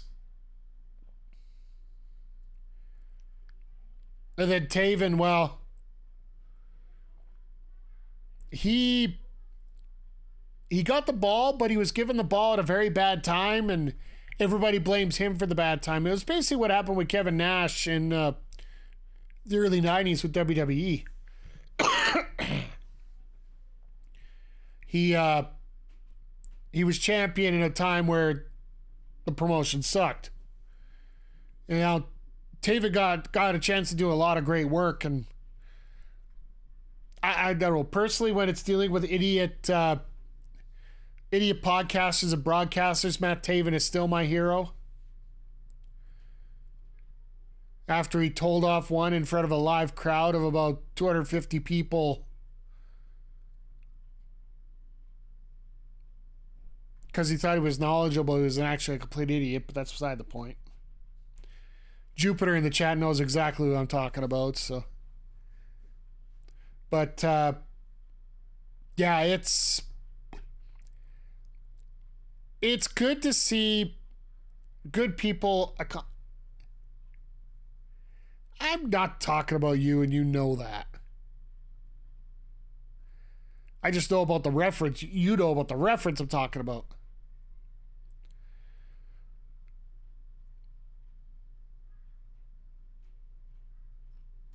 But as we go through everything here, I just want to ask you guys, like, with AEW, I think this has been one of the longest stretches we've had where there hasn't been any real controversy, I think, more, for lack of a better term. Yes, we've had some releases. Santana was just released, was just up here in Edmonton here last Friday. By the way, if anybody hasn't heard the news, I brought it up earlier. Mustafa Ali's World Tour is coming through Edmonton. Just days before AEW Dynamite comes through here this May, so...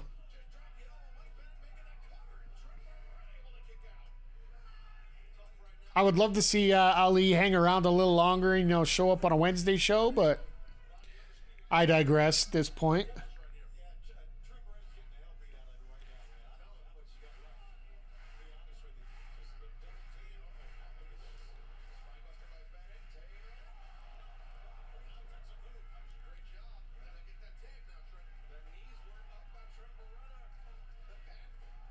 Not making the tag there, Taven? Come on now. Dynamite is the 8 top. Oh, okay, so it's the other way around. My bad. Thank you, Ophelia, for clearing that up for me. I thought it was, for some reason, I thought it was 8th and 12th or something to that effect. So I would love to see some talent stick around for a couple extra days, but by the way, hope you're doing well, Ophelia. Hope everybody's doing well tonight, because it's a fine Wednesday. Everything's going pretty much spectacularly here in the wrestling sense. That's got to be it. Lurking at, hey, you know what?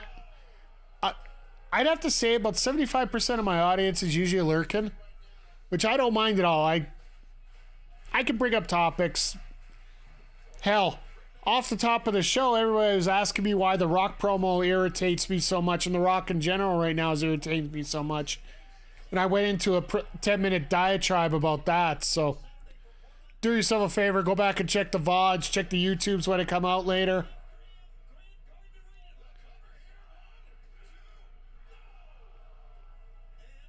Dang.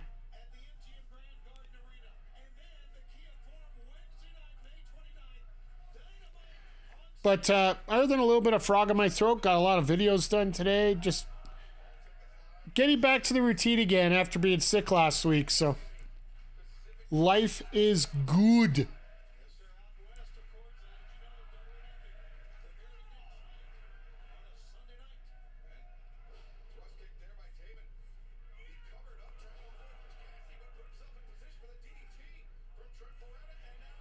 Two DDTs. That's gotta hurt.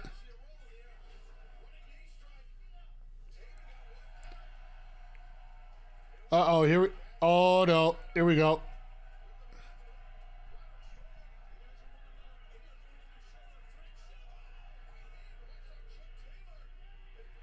And Taylor's hurt, so.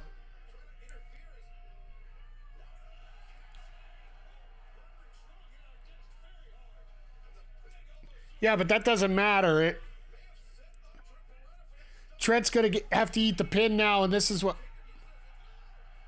Really? Wow! I know we talked about it being the best Fred's going to win this, but... Because the winner of this takes on the Bucks, but I honestly didn't feel it was going to happen.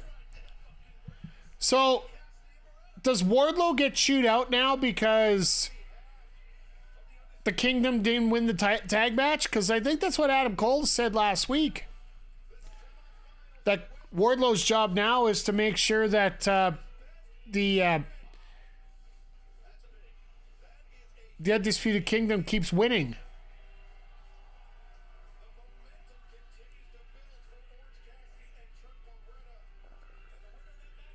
But it's nice to see that the best friends are going to be working against the Bucks. That I'd assume it's going to be either next week or the week after.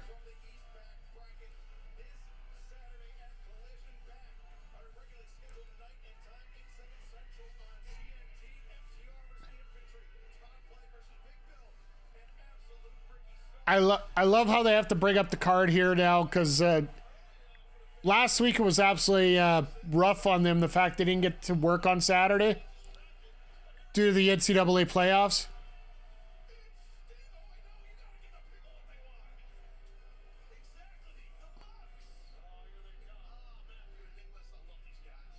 It's going to be FTR versus the Bucks. Yeah, I can't see it not being that at the pay-per-view.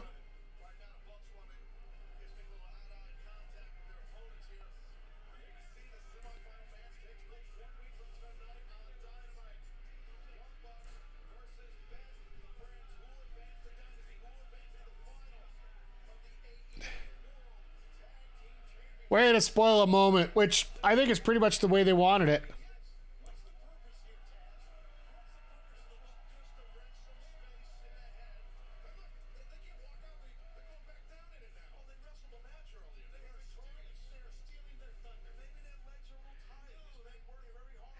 As they're already bending their legs as it's going down.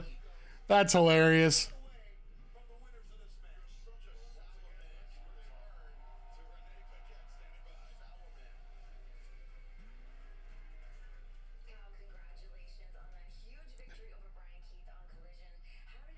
That was a hell of a fun match, watching Kyle and Keith go at it.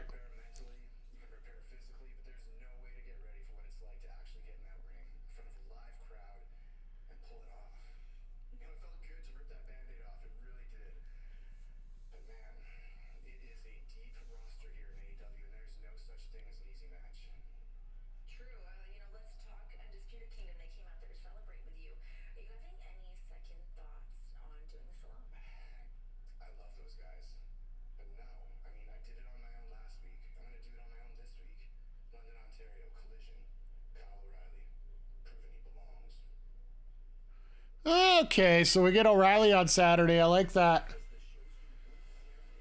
If we can get more O'Reilly on my screen more often, I'll be more than happy about that. So, but as this is probably going to be the last full commercial break before we get going, just want to give you a rundown what's going on here. Once we're done here tonight with the sidecast, stick around. We'll get 3 minutes of commercials to get things out of the way. I'm going to start getting this edited during the break, unload, reload, and we're going to be back with week number 7 of WWE 2K24 My GM mode. We've managed to sneak into second place. We have a brand new World Heavyweight Champion as Cody Rhodes finished his story thanks to a little help from Cedric Alexander. And we are on our way to SummerSlam here. So it's going to be an interesting card here. We're starting to possibly run out of cash. We're not running out completely, but we're getting there. So we gotta book smarter, not harder. And yeah, we're getting really close to the fact that we can we're gonna put a sign positive here. And then tomorrow, if you're popping out late, or if you're going to be ducking out late tonight, I'm actually going to be in early tomorrow. Like, I'm thinking, don't quote me on this, but I'm looking possibly as early as 10 a.m. Eastern. We'll see how I get up, see how things go. But we're going to get into MLB The Show 24 tomorrow morning ahead of the Toronto Blue Jays home opener, which is at 3 p.m. Eastern. Or sorry, the Toronto Blue Jays opener, season opener. They don't get their home opener for a week and a half, so. All right, Jupe, we'll see you in a few minutes here. Oh, don't worry, we got lots of time until you see Takeshita here, so. We're going to be playing a little MLB The Show. I just finished the the Eastern Conquest that we were having so much fun with last stream. So we're probably going to do a showdown, maybe work on some seasons, get some swings in ahead of the actual MLB season kicking in here in just a few hours from now, really. And then we'll be back on Saturday night with AEW Collision, followed by week 8 of the WWE My GM mode. And we'll see how this week works out, see how we can push towards SummerSlam, which right now it looks like that's going to be following night 1 of WrestleMania. So we could talk about night 1 of WrestleMania at the same time. We can book some matches here and enjoy some wrestling on our TV as we talk about a little wrestling going on IRL.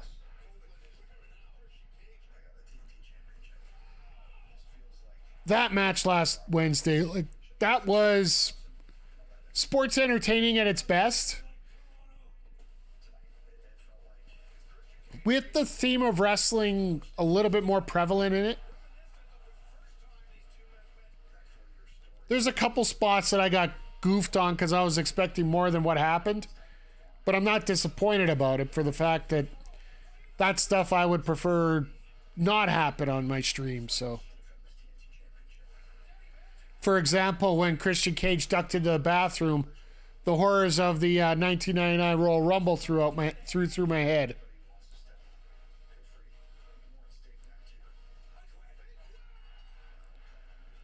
And then the finish for this match, like, you're telling me you get hit in the balls and you're supposed to be the patriarch, so you can't spread your wealth amongst everybody, then that's going to cost you? Like, you're not going to quit off that?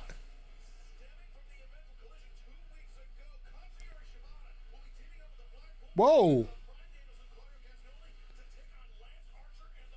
Shibata, Danielson, and Katsuyori as a team. All right, let's go. We got a tag heavy Saturday night coming up here.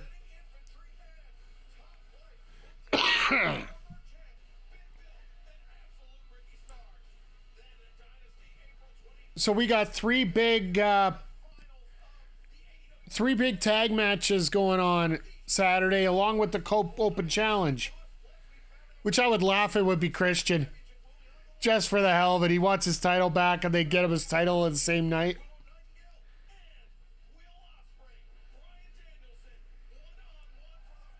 So yeah, so far we got 2 matches booked here for the pay-per-view.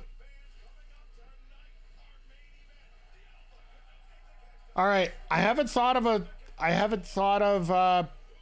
words tonight, but we'll see. Oh, time to get the earpiece out because we know what time it is.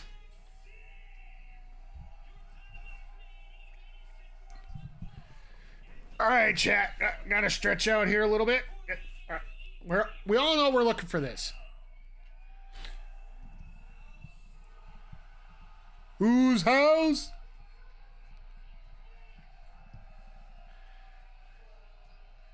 So is his entrance music gonna be in French this time?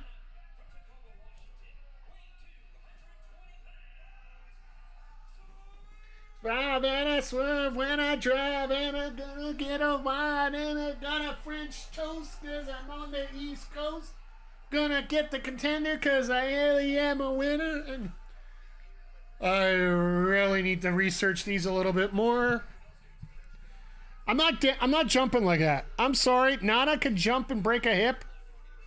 I'm a 45-year-old man going on 90, so you will not see me jumping up and down like that.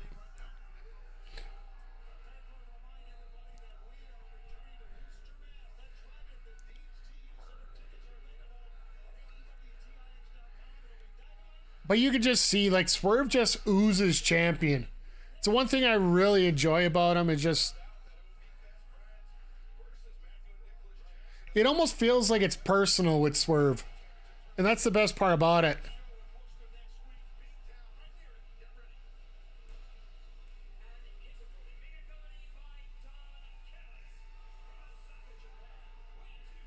You gotta love it when the word callous comes out. The crowd just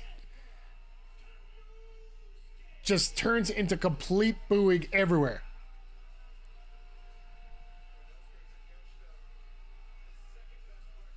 What are those shoes on Dawn right now? Is that like sequin slippers that he's wearing right now, or?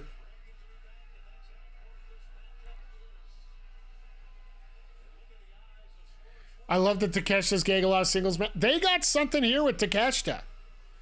And they know it. And the fact that they got that match with Ospreay put a lot more eyes on Takeshita than a lot of people expected. And I know we're talking about it earlier tonight, the fact that a lot of people were hoping that it is going to be Takeshita versus Joe coming up to the pay-per-view. And it is one of the advantages of having a quote-unquote tweener as your champion right now, and the fact that Joe can play either side rather easily.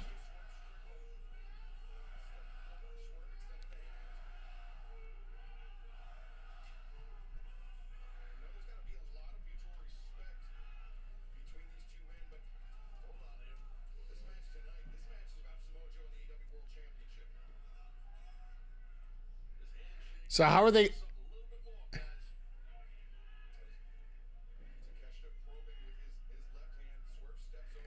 There you go, Swerve. That's how to break it out.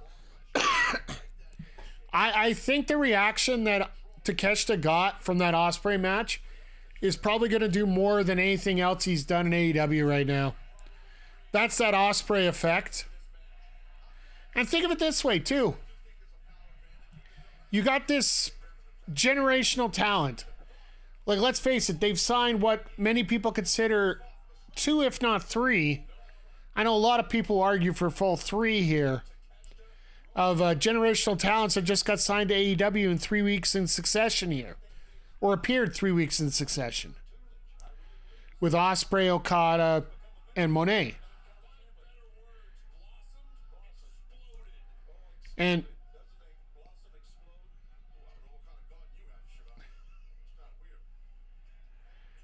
wow, Taz going on Shivani, I love it. But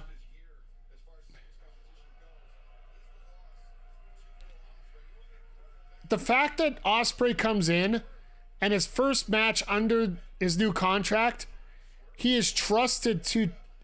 They trust Takeshita to take that match, and he nails it out of the park.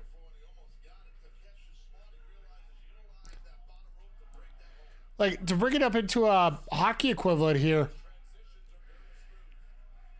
2 of the best players in the world right now, Sidney Crosby and Connor McDavid.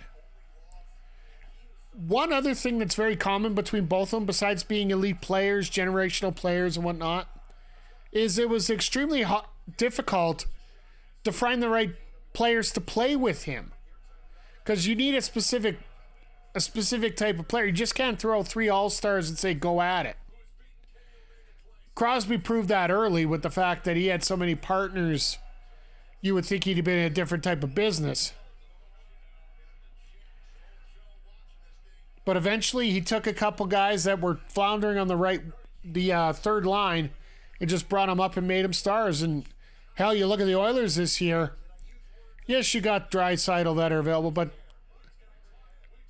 a guy like Hyman, he possesses a certain set of skills that McDavid needs. He'll get grindy in the corner. He'll get the puck for him. And he'll go sit in front of the net and get half his goals called back because he does stupid stuff around the net. Takeshita has many ways the same thing. You got to be able to trust him with your top stars. And they gave him the faith to do that. And look what's resulted here. Like,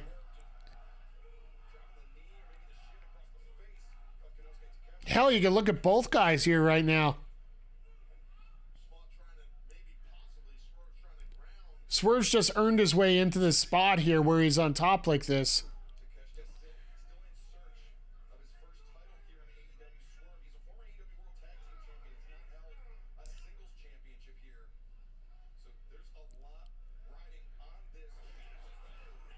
That had to hurt. Just the rebound on that neck breaker there. That had to royally suck.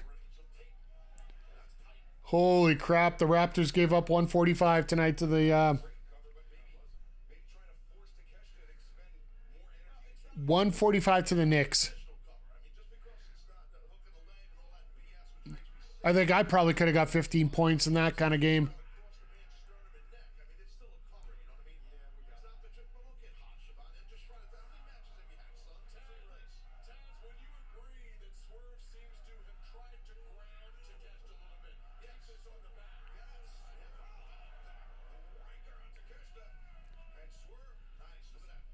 Nice try. Oh my goodness. Well, that's how you counter a counter. Wow. Beautiful job there by Takeshita here. Just simply hit that reversal button right on time.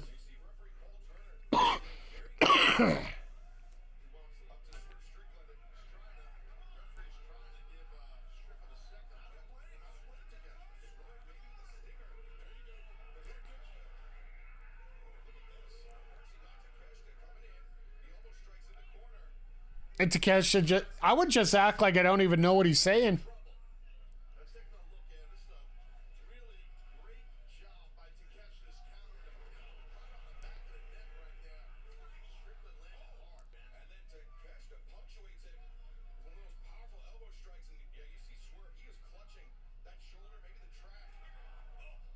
You gotta love the storytelling here.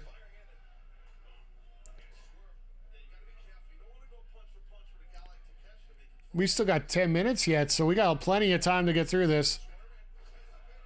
Plus whatever overrun they're going to decide on. And Takeshita just said, nope. Damn. Once again, like, AEW's got something here. I was just thinking about how WWE had something here with Swerve, and they just let him go. And it's nice to see so many wrestlers actually taking a bet on themselves by going to AEW in this case. I know we were talking about it earlier with the free agents that we mentioned here, but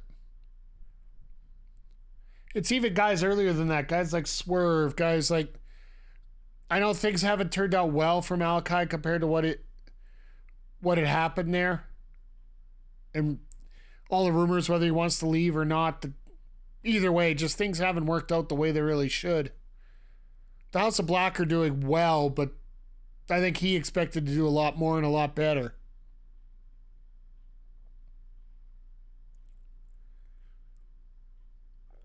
Or you can, like, if you want to talk about bad examples here, you can also talk about Miro, who apparently they just don't have anything for right now. So then there's rumors that Miro's gone back to Bulgaria.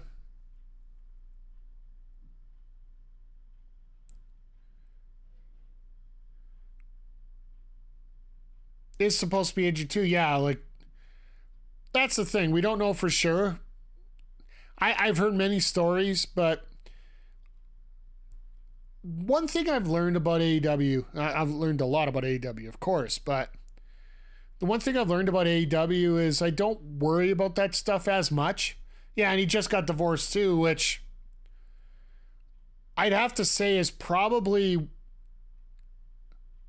it's once again under the category of how could you lose that?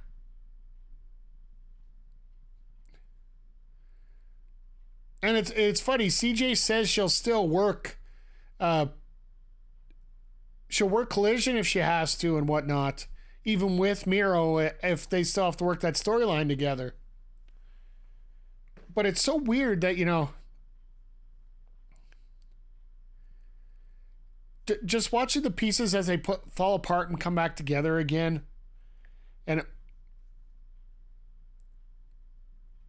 but a lot of the outside drama, the outside rumors, AEW never has to confirm them either way because they're not a publicly traded company. They don't have to report to anybody else. The only person they have to report to is Tony Khan. And if Tony Khan doesn't want something to be said, it just doesn't get said.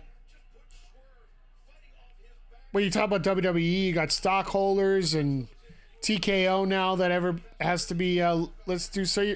It's a lot easier for a lot of this stuff to get out.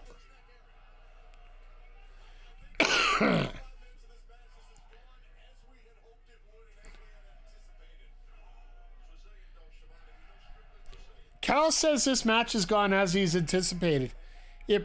Honestly, I would think you'd also want to, you'd be wanting to dominate, not just being private also protects the workers in that way. Yeah, absolutely. Like, in many ways, it's, okay, that sucked, but it got off.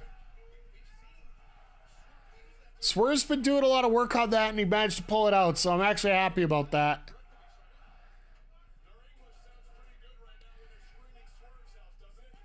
But yeah, when...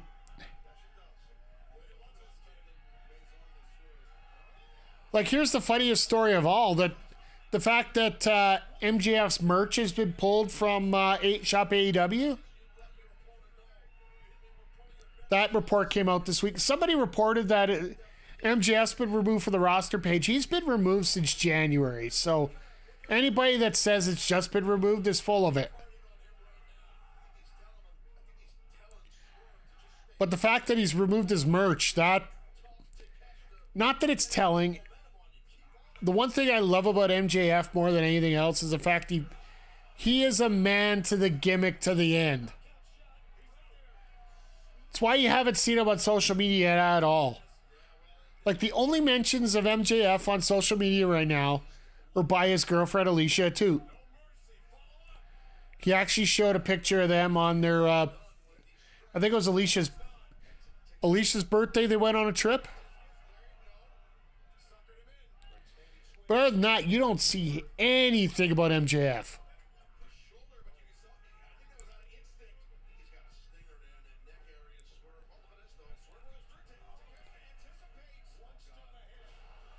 Oh, Jesus. Takeshita all over Swerve here.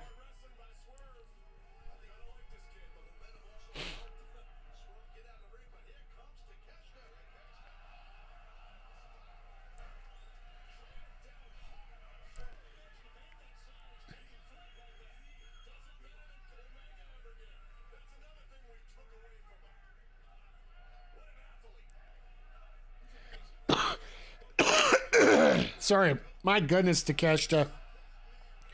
All you can do is just sit back and just wow. You just be admired about exactly everything that he does.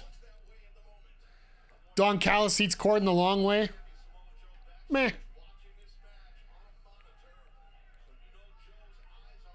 Those kind of jokes, you know, don't resonate as well anymore.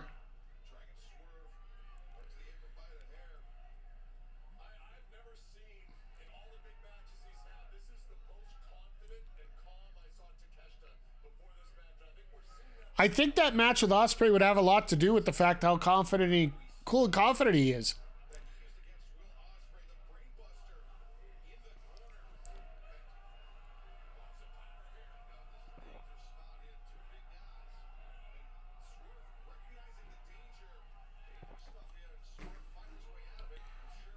Swerve tried to get through that. Okay.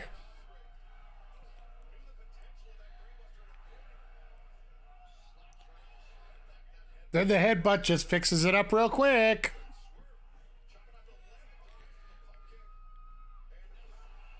Oh, wow. Okay.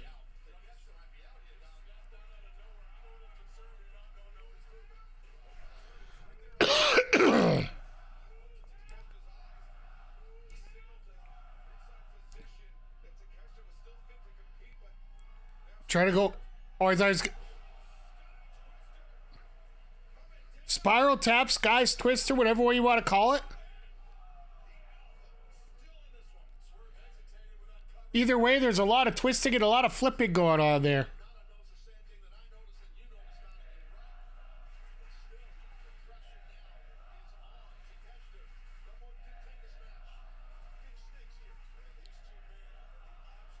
Well, glad the crowd decided to show up here at this point. Yeah, I'd have to say the biggest thing is the crowd needs to be mic'd better. Because from what I've heard, it's been a lot louder at these venues than what you actually hear on TV, right?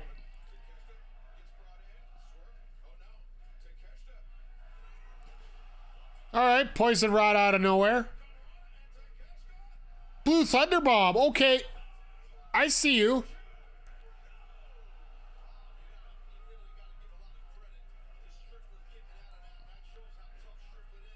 All right, we got finisher 1 out of the way here. We got 2 minutes 2. So yeah, obviously they're going for their overrun here.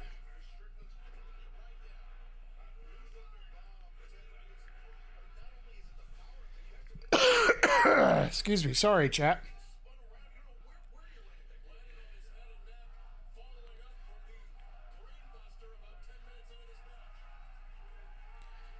You gotta love how Callis throws in the extra little bits here just to explain how X led into Y, led into Z, led into almost cover there.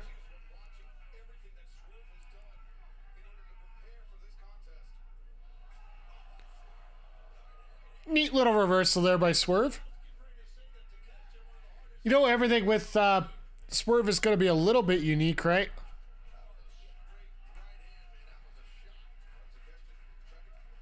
Out the corner.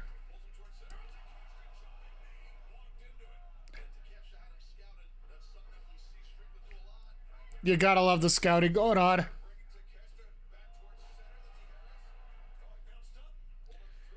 There's the face, but oh my goodness, what a sell. Full somersault there by, or full headstand by Takeshita.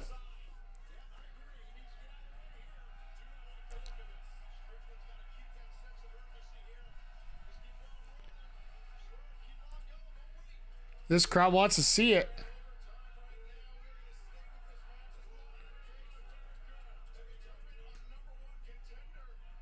That ain't gonna matter.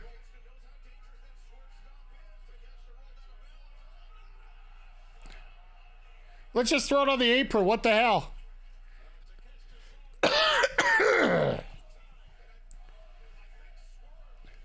I promise I'm gonna try to get this cough out of here by Saturday. Jeez, this thing's driving me nuts.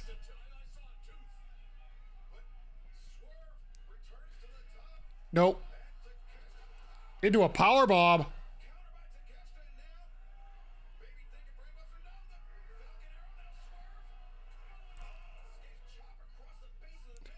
Reverse chop.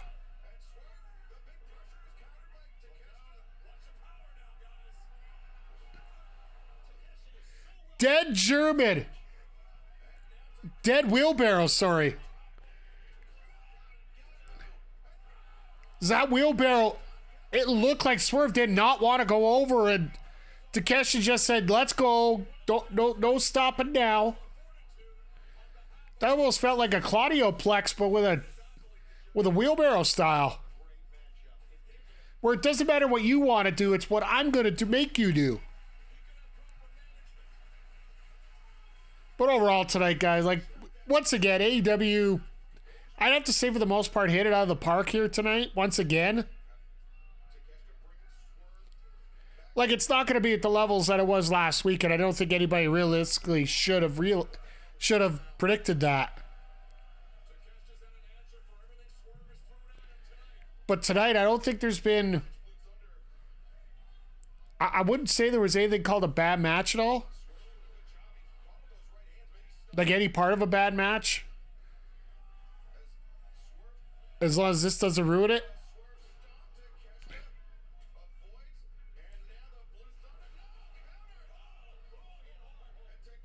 Blue Thunder countered into a tiara. Okay. House call.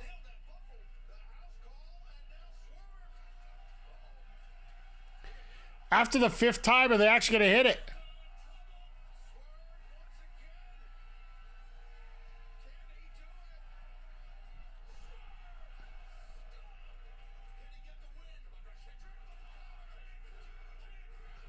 Wow!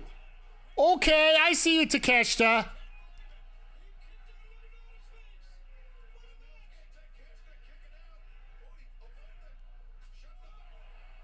Okay, that headbutt had to hurt. Jesus! It sounds like a gun's being shot in that ring. Wow! A standing stomp.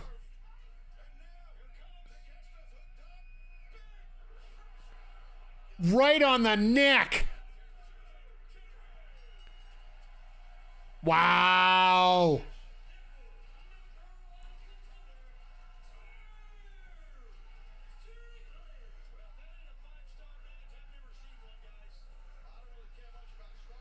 That was a hell of a match. And a hell of a finish.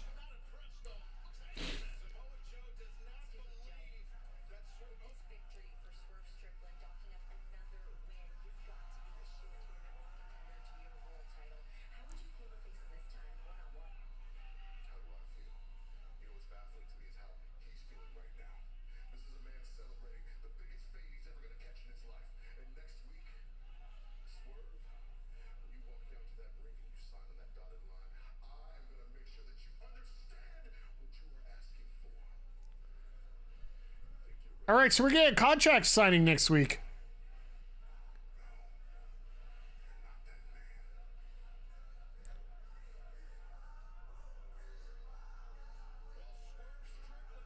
I like it. I like it. We're getting contract signing next week. Great match. Like, absolutely. Takeshita is the perfect final boss to get to the final mini boss, right? Caught the last five. The whole thing was great. Like, do yourself a favor and go back and check it out. Because it is, it was pretty fantastic all the way across the board here, so. And yeah, the whole show tonight, from the women's tag to the two tag title tournament matches to the opening match with Shibata and Ospreay, like, and the fact that we only have that many matches to talk about and all of them were good. I think the only headache we had in here, the only complaint we had about the whole show might be the Jericho hook promo that took 2 minutes out of our life that we could never get back. Because Jericho just turned and said, I'll mentor you. All right, cool. Once again, I will repeat myself. The name of Krusty the Clown. What the hell was that? But other than that, I'd say it's a pretty damn good show of Dynamite here. So if you guys get a chance, if you haven't watched the full thing with us, please feel free to check that out. Check it out on demand wherever you can, and also check out our Sidecast on demand as well here. We have it available here. We'll also have it available on the YouTube channel.